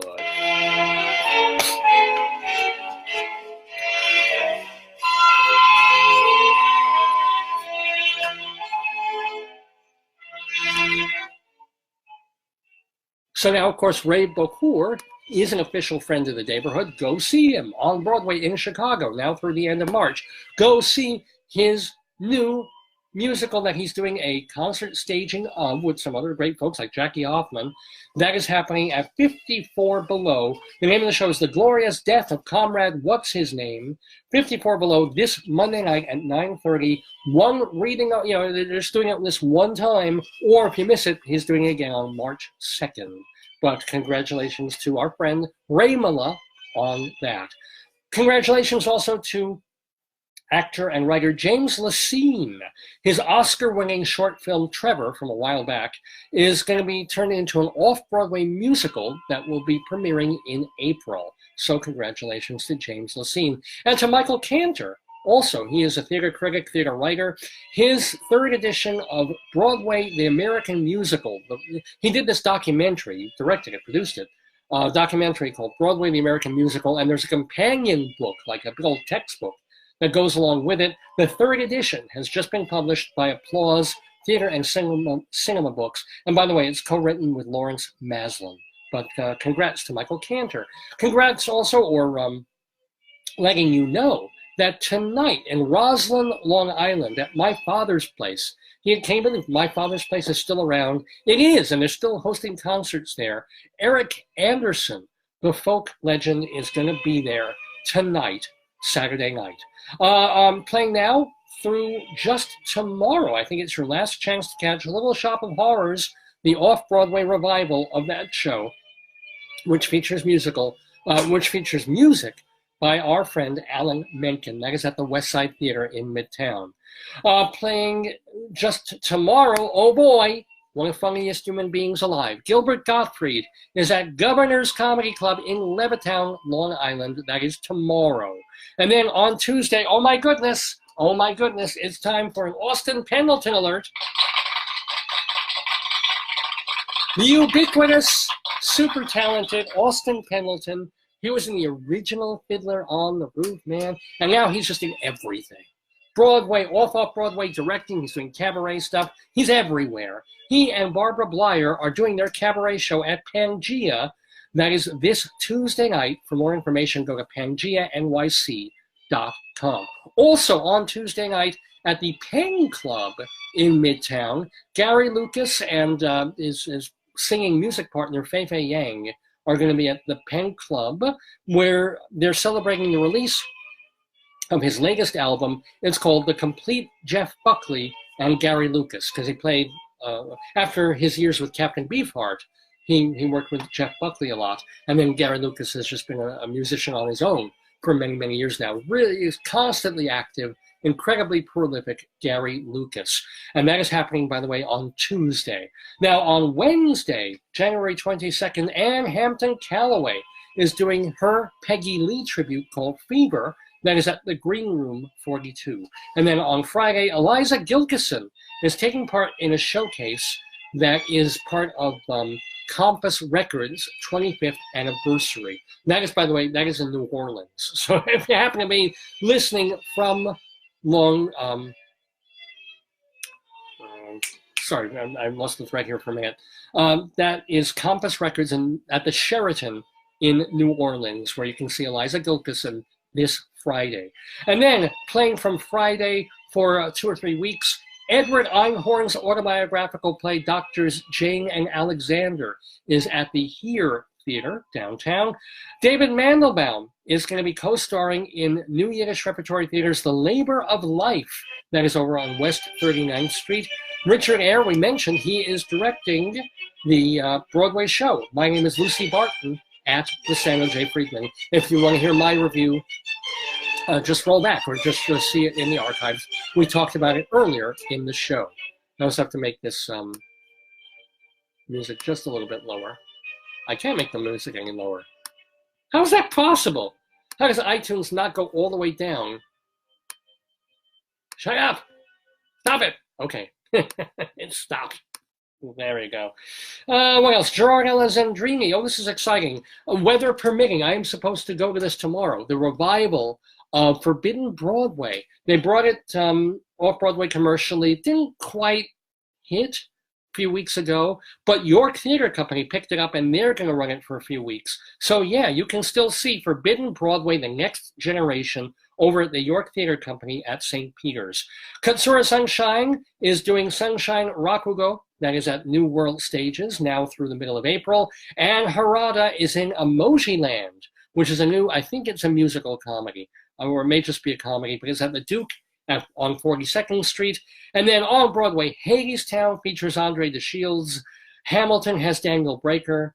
Moulin Rouge has Danny Burston. Come From Away is written by Irene Sankoff and David Hine. All these Broadway shows, right, that people, famous people, incredibly talented people have been on this program. So go see them. Jim Caruso's Cast Party every Monday night at Birdland. And then, of course, if you want to know about New York nightlife, go to the website stagebuddy.com, which was founded and is run by my friend Evan Seplow. StageBuddy.com. Dr. Demento still doing Dr. Demento shows, new and old, at his website, drdemento.com. Charlie Gross and Leslie Hoban Blake, they are the twosome who review theater on the show Two on the Aisle. That is on Manhattan Neighborhood Network, mnn.org. It is the same place that you can watch Eva Heinemann doing her theater review show called High Drama. Find out more. And by the way, congratulations to Charlie. There was how this happened, I don't know, but Swedish television was doing a big old segment, Swedish news, on bike lanes in Manhattan. Don't ask me why, but they're doing this 8-minute segment on Manhattan bike lanes. And Charlie was at a meeting and a hearing for people who were talking about these things. And Charlie's on Swedish television. So congratulations to Charlie Gross on that. Bob Cudmore is still doing podcasts about upstate New York history at bobcudmore.com. Want to remind you that you can read the theater reviews of Anne Siegel, Mary Sheng Barnage, and Willard Manis, all in totaltheater.com. And finally, remember that Mike Peters, even though we didn't do Greeley Crimes and Old Times today, he does the Old Times column for the Greeley Tribune. He also does a weekly column called The Gnarly Trombone for the Greeley Tribune. Read it all at greeleytribune.com. And so those, my friends, are the friends of the Daverhood.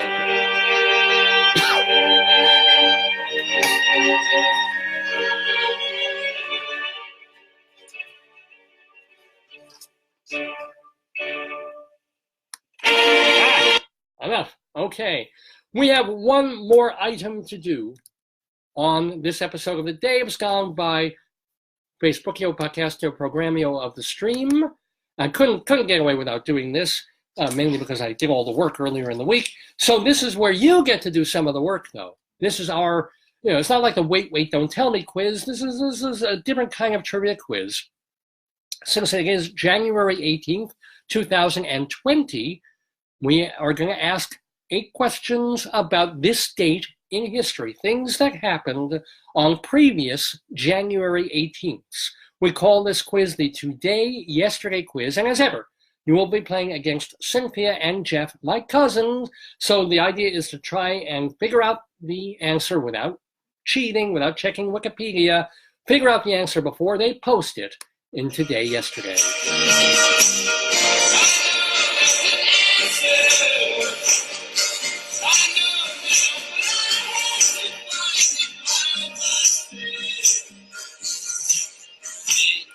So, oh, sorry, I had to cut that off abruptly there, but okay. Our Today, Yesterday quiz, if you are all ready for it, there we are. I gotta make that bigger. So, by the way, welcome to Tom. Oh my God, I think Tom was from Colorado and the university radio station, if I'm not mistaken. And Blake and Nancy and David and Brian, speaking of Greeley, and Lawrence and Cynthia and Gina and Jeff and Robert and Megan and so many people. And Richard, hey, Richard says Happy Blue Year. Happy Blue Year to you too. Well, anyway, time for our Today, Yesterday quiz. Without further ado or don't, I do have my my trusty xylophone ready for the music that we'll need. Do I have my, I don't really need it. Well, I'll get it anyway, just in case. Always helpful to have. Yeah. See, what's hilarious is there are people who spend more on their children's bar and bat mitzvahs than we have spent on doing this program, both on radio and on video, for 17 and a half years. This is our prop. There it is. Isn't that wonderful? Anyway, here we go. Today, yesterday. Are you ready for it? Cynthia and Jeff, come on. Let me make sure you're there and make sure you're listening, because I want to get this started. Because it's my God, it's a quarter to 1 already. 20 to 1. Here we go. The Today, Yesterday quiz for January 18th, 2020. We begin with a question that goes all the way back to 1535. 1535. Lima, Peru. Or as I like to say, where has Lima been? Sorry. Lima, Peru is founded by this Spanish conquistador who made 2 previous unsuccessful expeditions to Peru, namely explorer, who remains a controversial figure in Peru for replacing ancient traditions with Christianity and turning the locals into serfs. Who are we talking about? So channel your inner Ken Jennings, greatest Jeopardy champion ever. I'll read the question again. Lima, Peru, founded on this date by this Spanish conquistador, not a sort of a controversial figure in Peru, because he was kind of like Columbus. He usurped and usurped and turned the locals into slaves, essentially. And kind of like the Hanukkah story, he took their local customs and traditions and forced them to turn everything Christian. So who are we talking about in terms of 1535, January 18th, when he founded or called this place Lima, Peru? I'll give it another couple of seconds, but I'm waiting for an answer. And I'm sure, we've had trouble with Facebook today. I'm sure there's probably a delay here. So I'll wait a little bit longer. But at some point, I've got to give a countdown so we can move things along.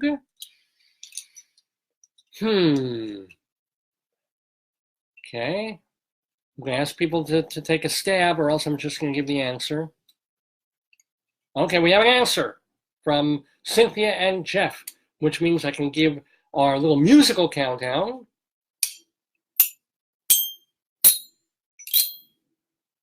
And now the answer that they gave is Hernan Cortés, No, sorry.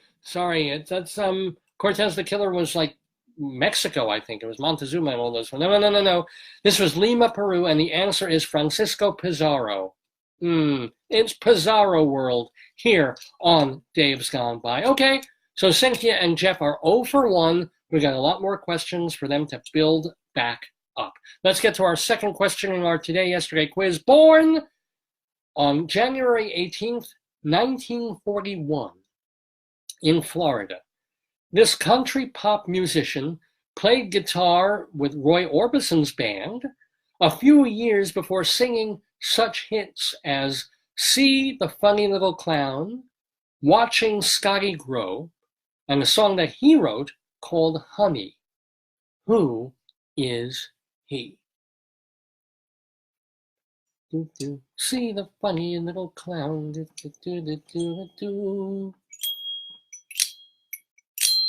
Or you probably remember this one if you're of a certain age, because this is not Flo Rida. This is not Lizzo. This is someone from back in the day. Born in 1941 in Florida, country pop musician, started in Roy Orbison's band before singing Honey, I Miss You. Yes, I really do. I look in the toilet and there I see poo. I don't know what I'm saying, but no. Or no on me, but we do have an answer from Cynthia and Jeff. And the answer is correct. How did you remember that it was Bobby Goldsboro? Remember him with a bowl haircut? Bobby Goldsboro with the songs See the Funny Little Clown, Watching Scotty Grow, and his own song, Honey, which was a huge chart hit back in the day. So Cynthia and Jeff, they're 1-1. Congratulations to them. Let's see how they do. On the next question in the quiz, we move to 1944. Louis Armstrong, Benny Goodman, Lionel Hampton, Billie Holiday, and Artie Shaw are among the musicians at this concert, notable for being the first jazz concert at this venue. Was it the Metropolitan Opera, Central Park's Bandshell, Town Hall, or Carnegie Hall? 1944, January 18th. These incredible luminaries of jazz, Armstrong, Goodman, Hampton, Artie Shaw, Billie Holiday, are just among some of the musicians, some of the jazz performers playing in this unusual venue for jazz. It could be unusual. The Metropolitan Opera, the Bandshell at Central Park, Town Hall, or Carnegie Hall. Where was it on this date?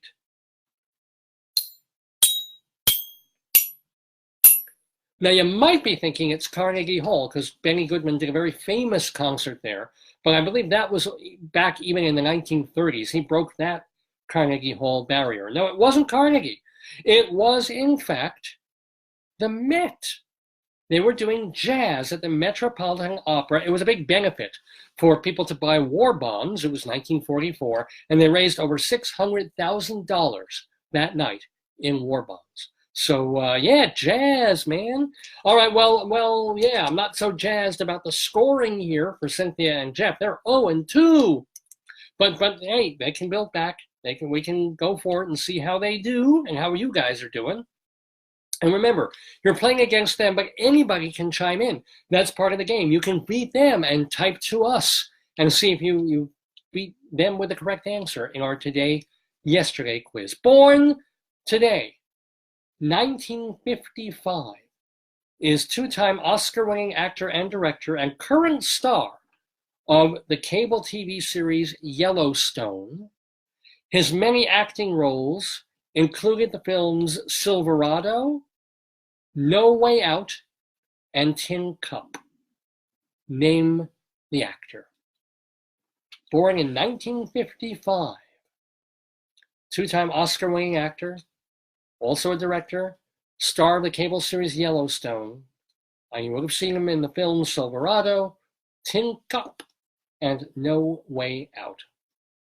Who are we talking about? Whom are we talking about?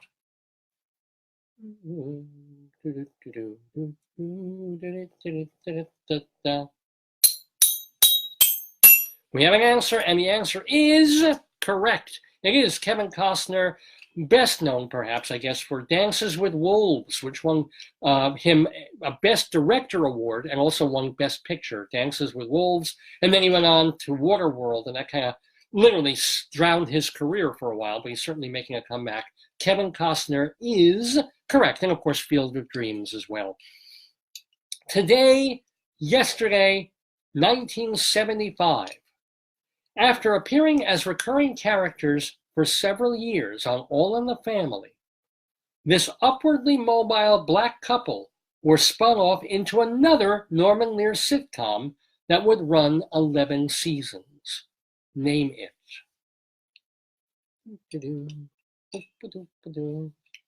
So, TV fans of the 1970s, everybody watched All in the Family.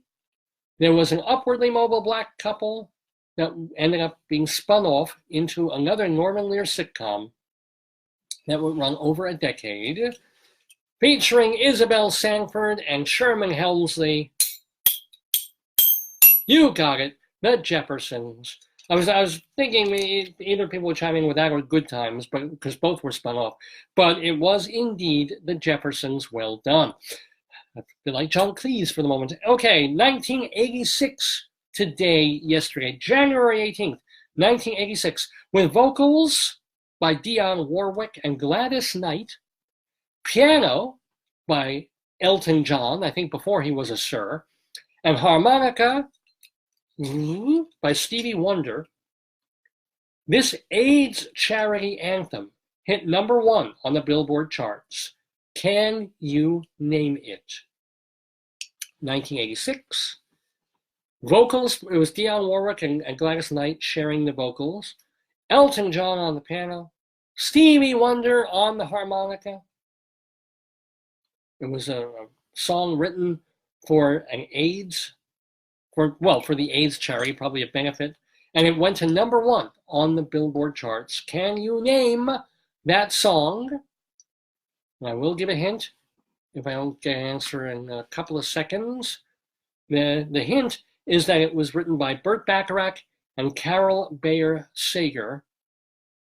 What is the song? We have an answer. And the answer, no, that is not correct. That's the other anthem. I think that was done for World Hunger or Live Aid or something. Cynthia and Jeff tuned in with We Are the World. Not the correct answer. The answer is dum da dum dum da dum dum da da. I can't even listen to the damn song beyond that. But it's That's What Friends Are For, which was written by Burt Bacharach and Carol Bayer Sager. So yeah, that was the song that went #1 back in 1986, written specifically for AIDS charities. 1990 is our next year. Okay, we got 2 more questions, Cynthia and Jeff. So let's see if we can get you a winning percentage by the end of this. January 18th, 1990.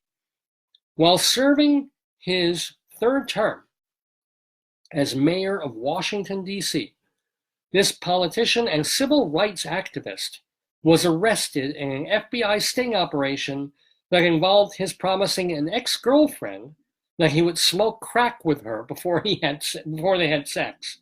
The guy did 6 months in prison, but 3 years later came back and did a 4th term as mayor.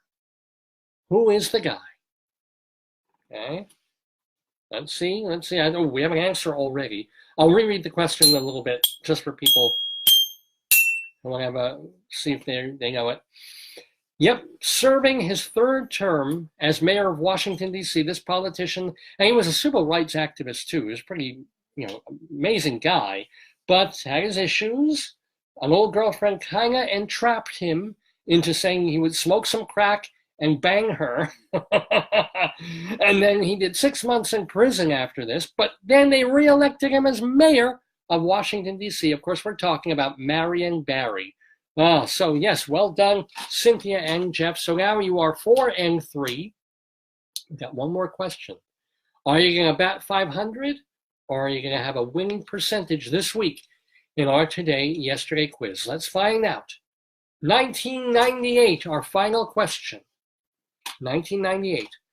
based on an E.L. Doctorow novel that also became a Milos Forman film. This Broadway musical, yes, I have to have a Broadway one in everything we do. This Broadway musical opened at the Ford Center on this date in 1998. It featured Judy Kaye as Emma Goldman, Peter Friedman as Tata, Lynette Perry as Evelyn Nesbit, and Brian Stokes Mitchell as Coalhouse Walker Jr. Can you name the show? Every Broadway fan is screaming at the computer right now. You can probably beat Cynthia and Jeff on this one. Richard, I know you're watching. I know these other Broadway people are watching. You know this one. Originally based on a novel by E.L. Doctorow, Milos Forman made a movie of the material. And then a few years later, in 1998, came a musical, opened at the Ford Center on January 18th. Judy Kaye, Peter Friedman, Lynette Perry, Brian Stokes Mitchell, starring in this show that took place in the Roaring 20s. I think it was just past the Roaring 20s, with all these swirling historical characters mixed in with fictional characters like Coalhouse Walker Jr., who goes to a firehouse to come courting with a lady and, they ruin his car, and he wants justice. When he doesn't get it, and when something even more horrible happens to him and his girlfriend, well, that's a story. It's a remarkable film. And then the musical is very good too, but the film is tremendous. Anyway, we're talking, of course, dum dum dum dum dum dum dum da da da dum da da da dum da da da dum dum. It is Ragtime, the Aarons and Flaherty musical. So I do believe Cynthia and Jeff, they went 5 and 3 in our yesterday quiz. How did you all do? How are you? Sorry for the spittle on my mouth, but how would you all manage in our yesterday? Oh man, after 4 hours on the air, all the gas, all the air, all the bubbles, it just comes out, ladies and gentlemen. But 5 and 3, well done, Cynthia and Jeff. Hope you all enjoyed and did well on our yesterday quiz today, January 18th, 2020, here on Dave's Gone By. With me, Dave Lefkowitz, and wanted to thank one more time as we work our way out of here. Well, let's see, what else do I have to tell you, if anything, about the show? I'm not sure who the guest will be next week. We have 1 or 2 different people in mind, and we're hoping that they will work out. We will, of course, let you know. I'll also be letting you know how my birthday goes this coming Thursday and what I end up doing for that. What else? Well, thank yous are in order. I want to thank so much for my darling and adorable wife, Joyce, who is usually more active and involved in the program, but today she had a lot of stuff to do outside, but she did get me, as part of my birthday gift, that marvelous panda costume. If you missed it, remember, you'll find this show. We'll put the 2 parts together in the archives, if we can, I promise, so they're not 2 separate things. Thank Joyce for that. Thank you so much to, first of all, Emily McGill of Press Play PR for hooking us up with Ray Bokhour for our interview today. Now, Ray, oh, what a delightful interview he was. You can go see him in Chicago on Broadway now through the end of March, and especially you can see him and hear his lyrics for this brand new musical that they're testing out. It is called, oh my God, I keep having to find the exact name for this. Might be a hint that they might want to change the name on this sucker. Find something a little smaller, but it's The Glorious Death of Comrade What's-His-Name. They will be doing it this Monday, January 20th at 9:30 in the evening at 54 Below. 54 Below, that's right under Studio 54 on Broadway. So you can see a concert staging of the show. And if you miss it, because it's almost sold out, remember that you can see it on March 2nd there as well. For all that information, go to 54 Below's website. And again, our congratulations and our big thanks to Ray Bokhour for being with us in the Daverhood. Thank you also to Rabbi Saul Solomon for doing double duty today in, oh my God, it's snowing outside. Huh, Whoa, I was wondering when that would start. I will look at this. We're gonna do this. I don't think I'm gonna be showing anything terribly interesting in the room that we are here. But can you see, ladies and gentlemen, those of you who aren't watching from New York, we do have snowy weather. Don't know why there's no sun up in the sky, snowy weather. And waited till I finished the program. That's so nice of it, I think. Anywho, yeah, happy snow day. It's supposed to turn into rain, we hope, later in the day. But anywho, thank you. Thank you so much to Raymond Bokhour and to Emily and to my mom and dad for the use of the hall, to Joyce and to all of you, of course. And Arlene, you just tuned in. Huh. Arlene, you missed all of it. But that's okay. Go to davesgoneby.com. davesgoneby.com. So not immediately. It's going to take some time to put this show together. Literally together, because our internet got zapped in the middle of it. But hey, you can watch the show right here on Facebook. We have the past year and a half of our programs. Literally just keep scrolling and scrolling and scrolling down our Facebook page, and you can find them here, or just go to them on davesgoneby.com. You can also watch the last year of video and audio broadcasts by going to archive.org and looking for Dave's Gone By. I love that website. It's the place I've been listening to Gene Shepard and to old Vic and Sade episodes and tons of old-time radio and not some old-time radio. And it's really this great, fantastic repository of media. So I'm very, very proud to be uploading our shows there as well. It's taking a very long time to get some of the older shows up there, but we're starting to, and we've got them going back to the end of the previous year, from the end of 2018. So check us out at archive.org.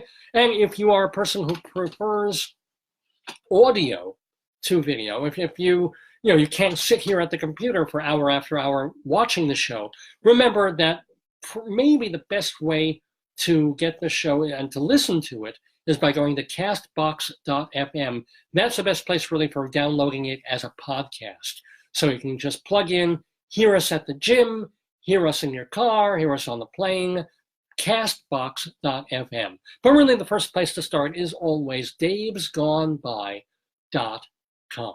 Anyway, oh my gosh, I think we're just about, no, not just about done. That's 4 hours minus the time we were offline. So thank you so much for watching. I am not, even though I've got no voice left, I've got no saliva in my mouth, I do want to do a live a cappella version. I don't know why I want to do this, but I'm going to. A live a cappella version of a song that I wrote more than a decade ago, actually back in 2004. Wow, a decade and a half ago. The song that I actually got on the Dr. Demento show many years back, because Dr. Demento was doing a thing about game shows, and he wanted to play Weird Al Yankovic's parody, because every show he played a Weird Al Yankovic song called I Lost on Jeopardy. And then, since I had written a Jeopardy song in honor of the great Ken Jennings, when he had finished his run of about 75 Jeopardy episodes in a row, greatest of all time, and then he proved again this week, right? We all saw it, that he proved to be the greatest Jeopardy champion of all time, the great Ken Jennings, and a funny guy and a likable guy. It's kind of the perfect nerdy winner for that show. So I think I'm just going to sing the darn thing live. I'm going to take a little swig of my tea. Forgive any off-key notes. I don't have my little keyboard. It is a song parody written back in 2004 called Jeopardy Ken, my great claim to fame of having that song being played on the Dr. Demento show. This is how I'm going to end this episode. Oh, God help me. But I like the song. I want to sing it. Are you ready? It is, of course, to a Beatles number. I can't even find the key. Deep in his bank account, he's put $1 million. Some call it genius, while the others call it luck. He looks like something that fell off a turnip truck. Everybody sing, hey, Jeopardy Ken. Do it again. He did, Jeopardy Ken. Hey, Jeopardy Ken. What did you win, Jeopardy Ken? He comes from Utah and his mother picks his ties. Oh, look, he won again. Surprise, surprise, surprise. He's such a marvel. He's the devil in disguise. All the Mormons sing, hey, Jeopardy Ken. Do it again, Jeopardy Ken. Hey, Jeopardy Ken. What did you win, Jeopardy Ken? He's just as smug as a computer geek can be. All the suspense is gone by Final Jeopardy. But no one else can run the board on potpourri. Alex Trebek sings, hey, Jeopardy Ken. Do it again, Jeopardy Ken. Hey, Jeopardy Ken. What did you win, Jeopardy Ken? Everybody sing along. Hey, Jeopardy Ken. What did you win, Jeopardy Ken? Hey, Jeopardy Ken. What did you win, Jeopardy Ken? Cotton Potables! And that, my friends, is the end of this episode of Dave's Gone By. I'll see you in a week, and...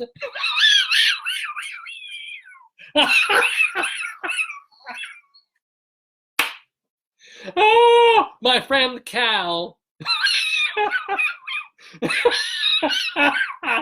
just wrote, oh, wait, I need this right now, hold on. My friend Cal just wrote, I just nutted, which, let's face it, is a mitzvah. And gone by.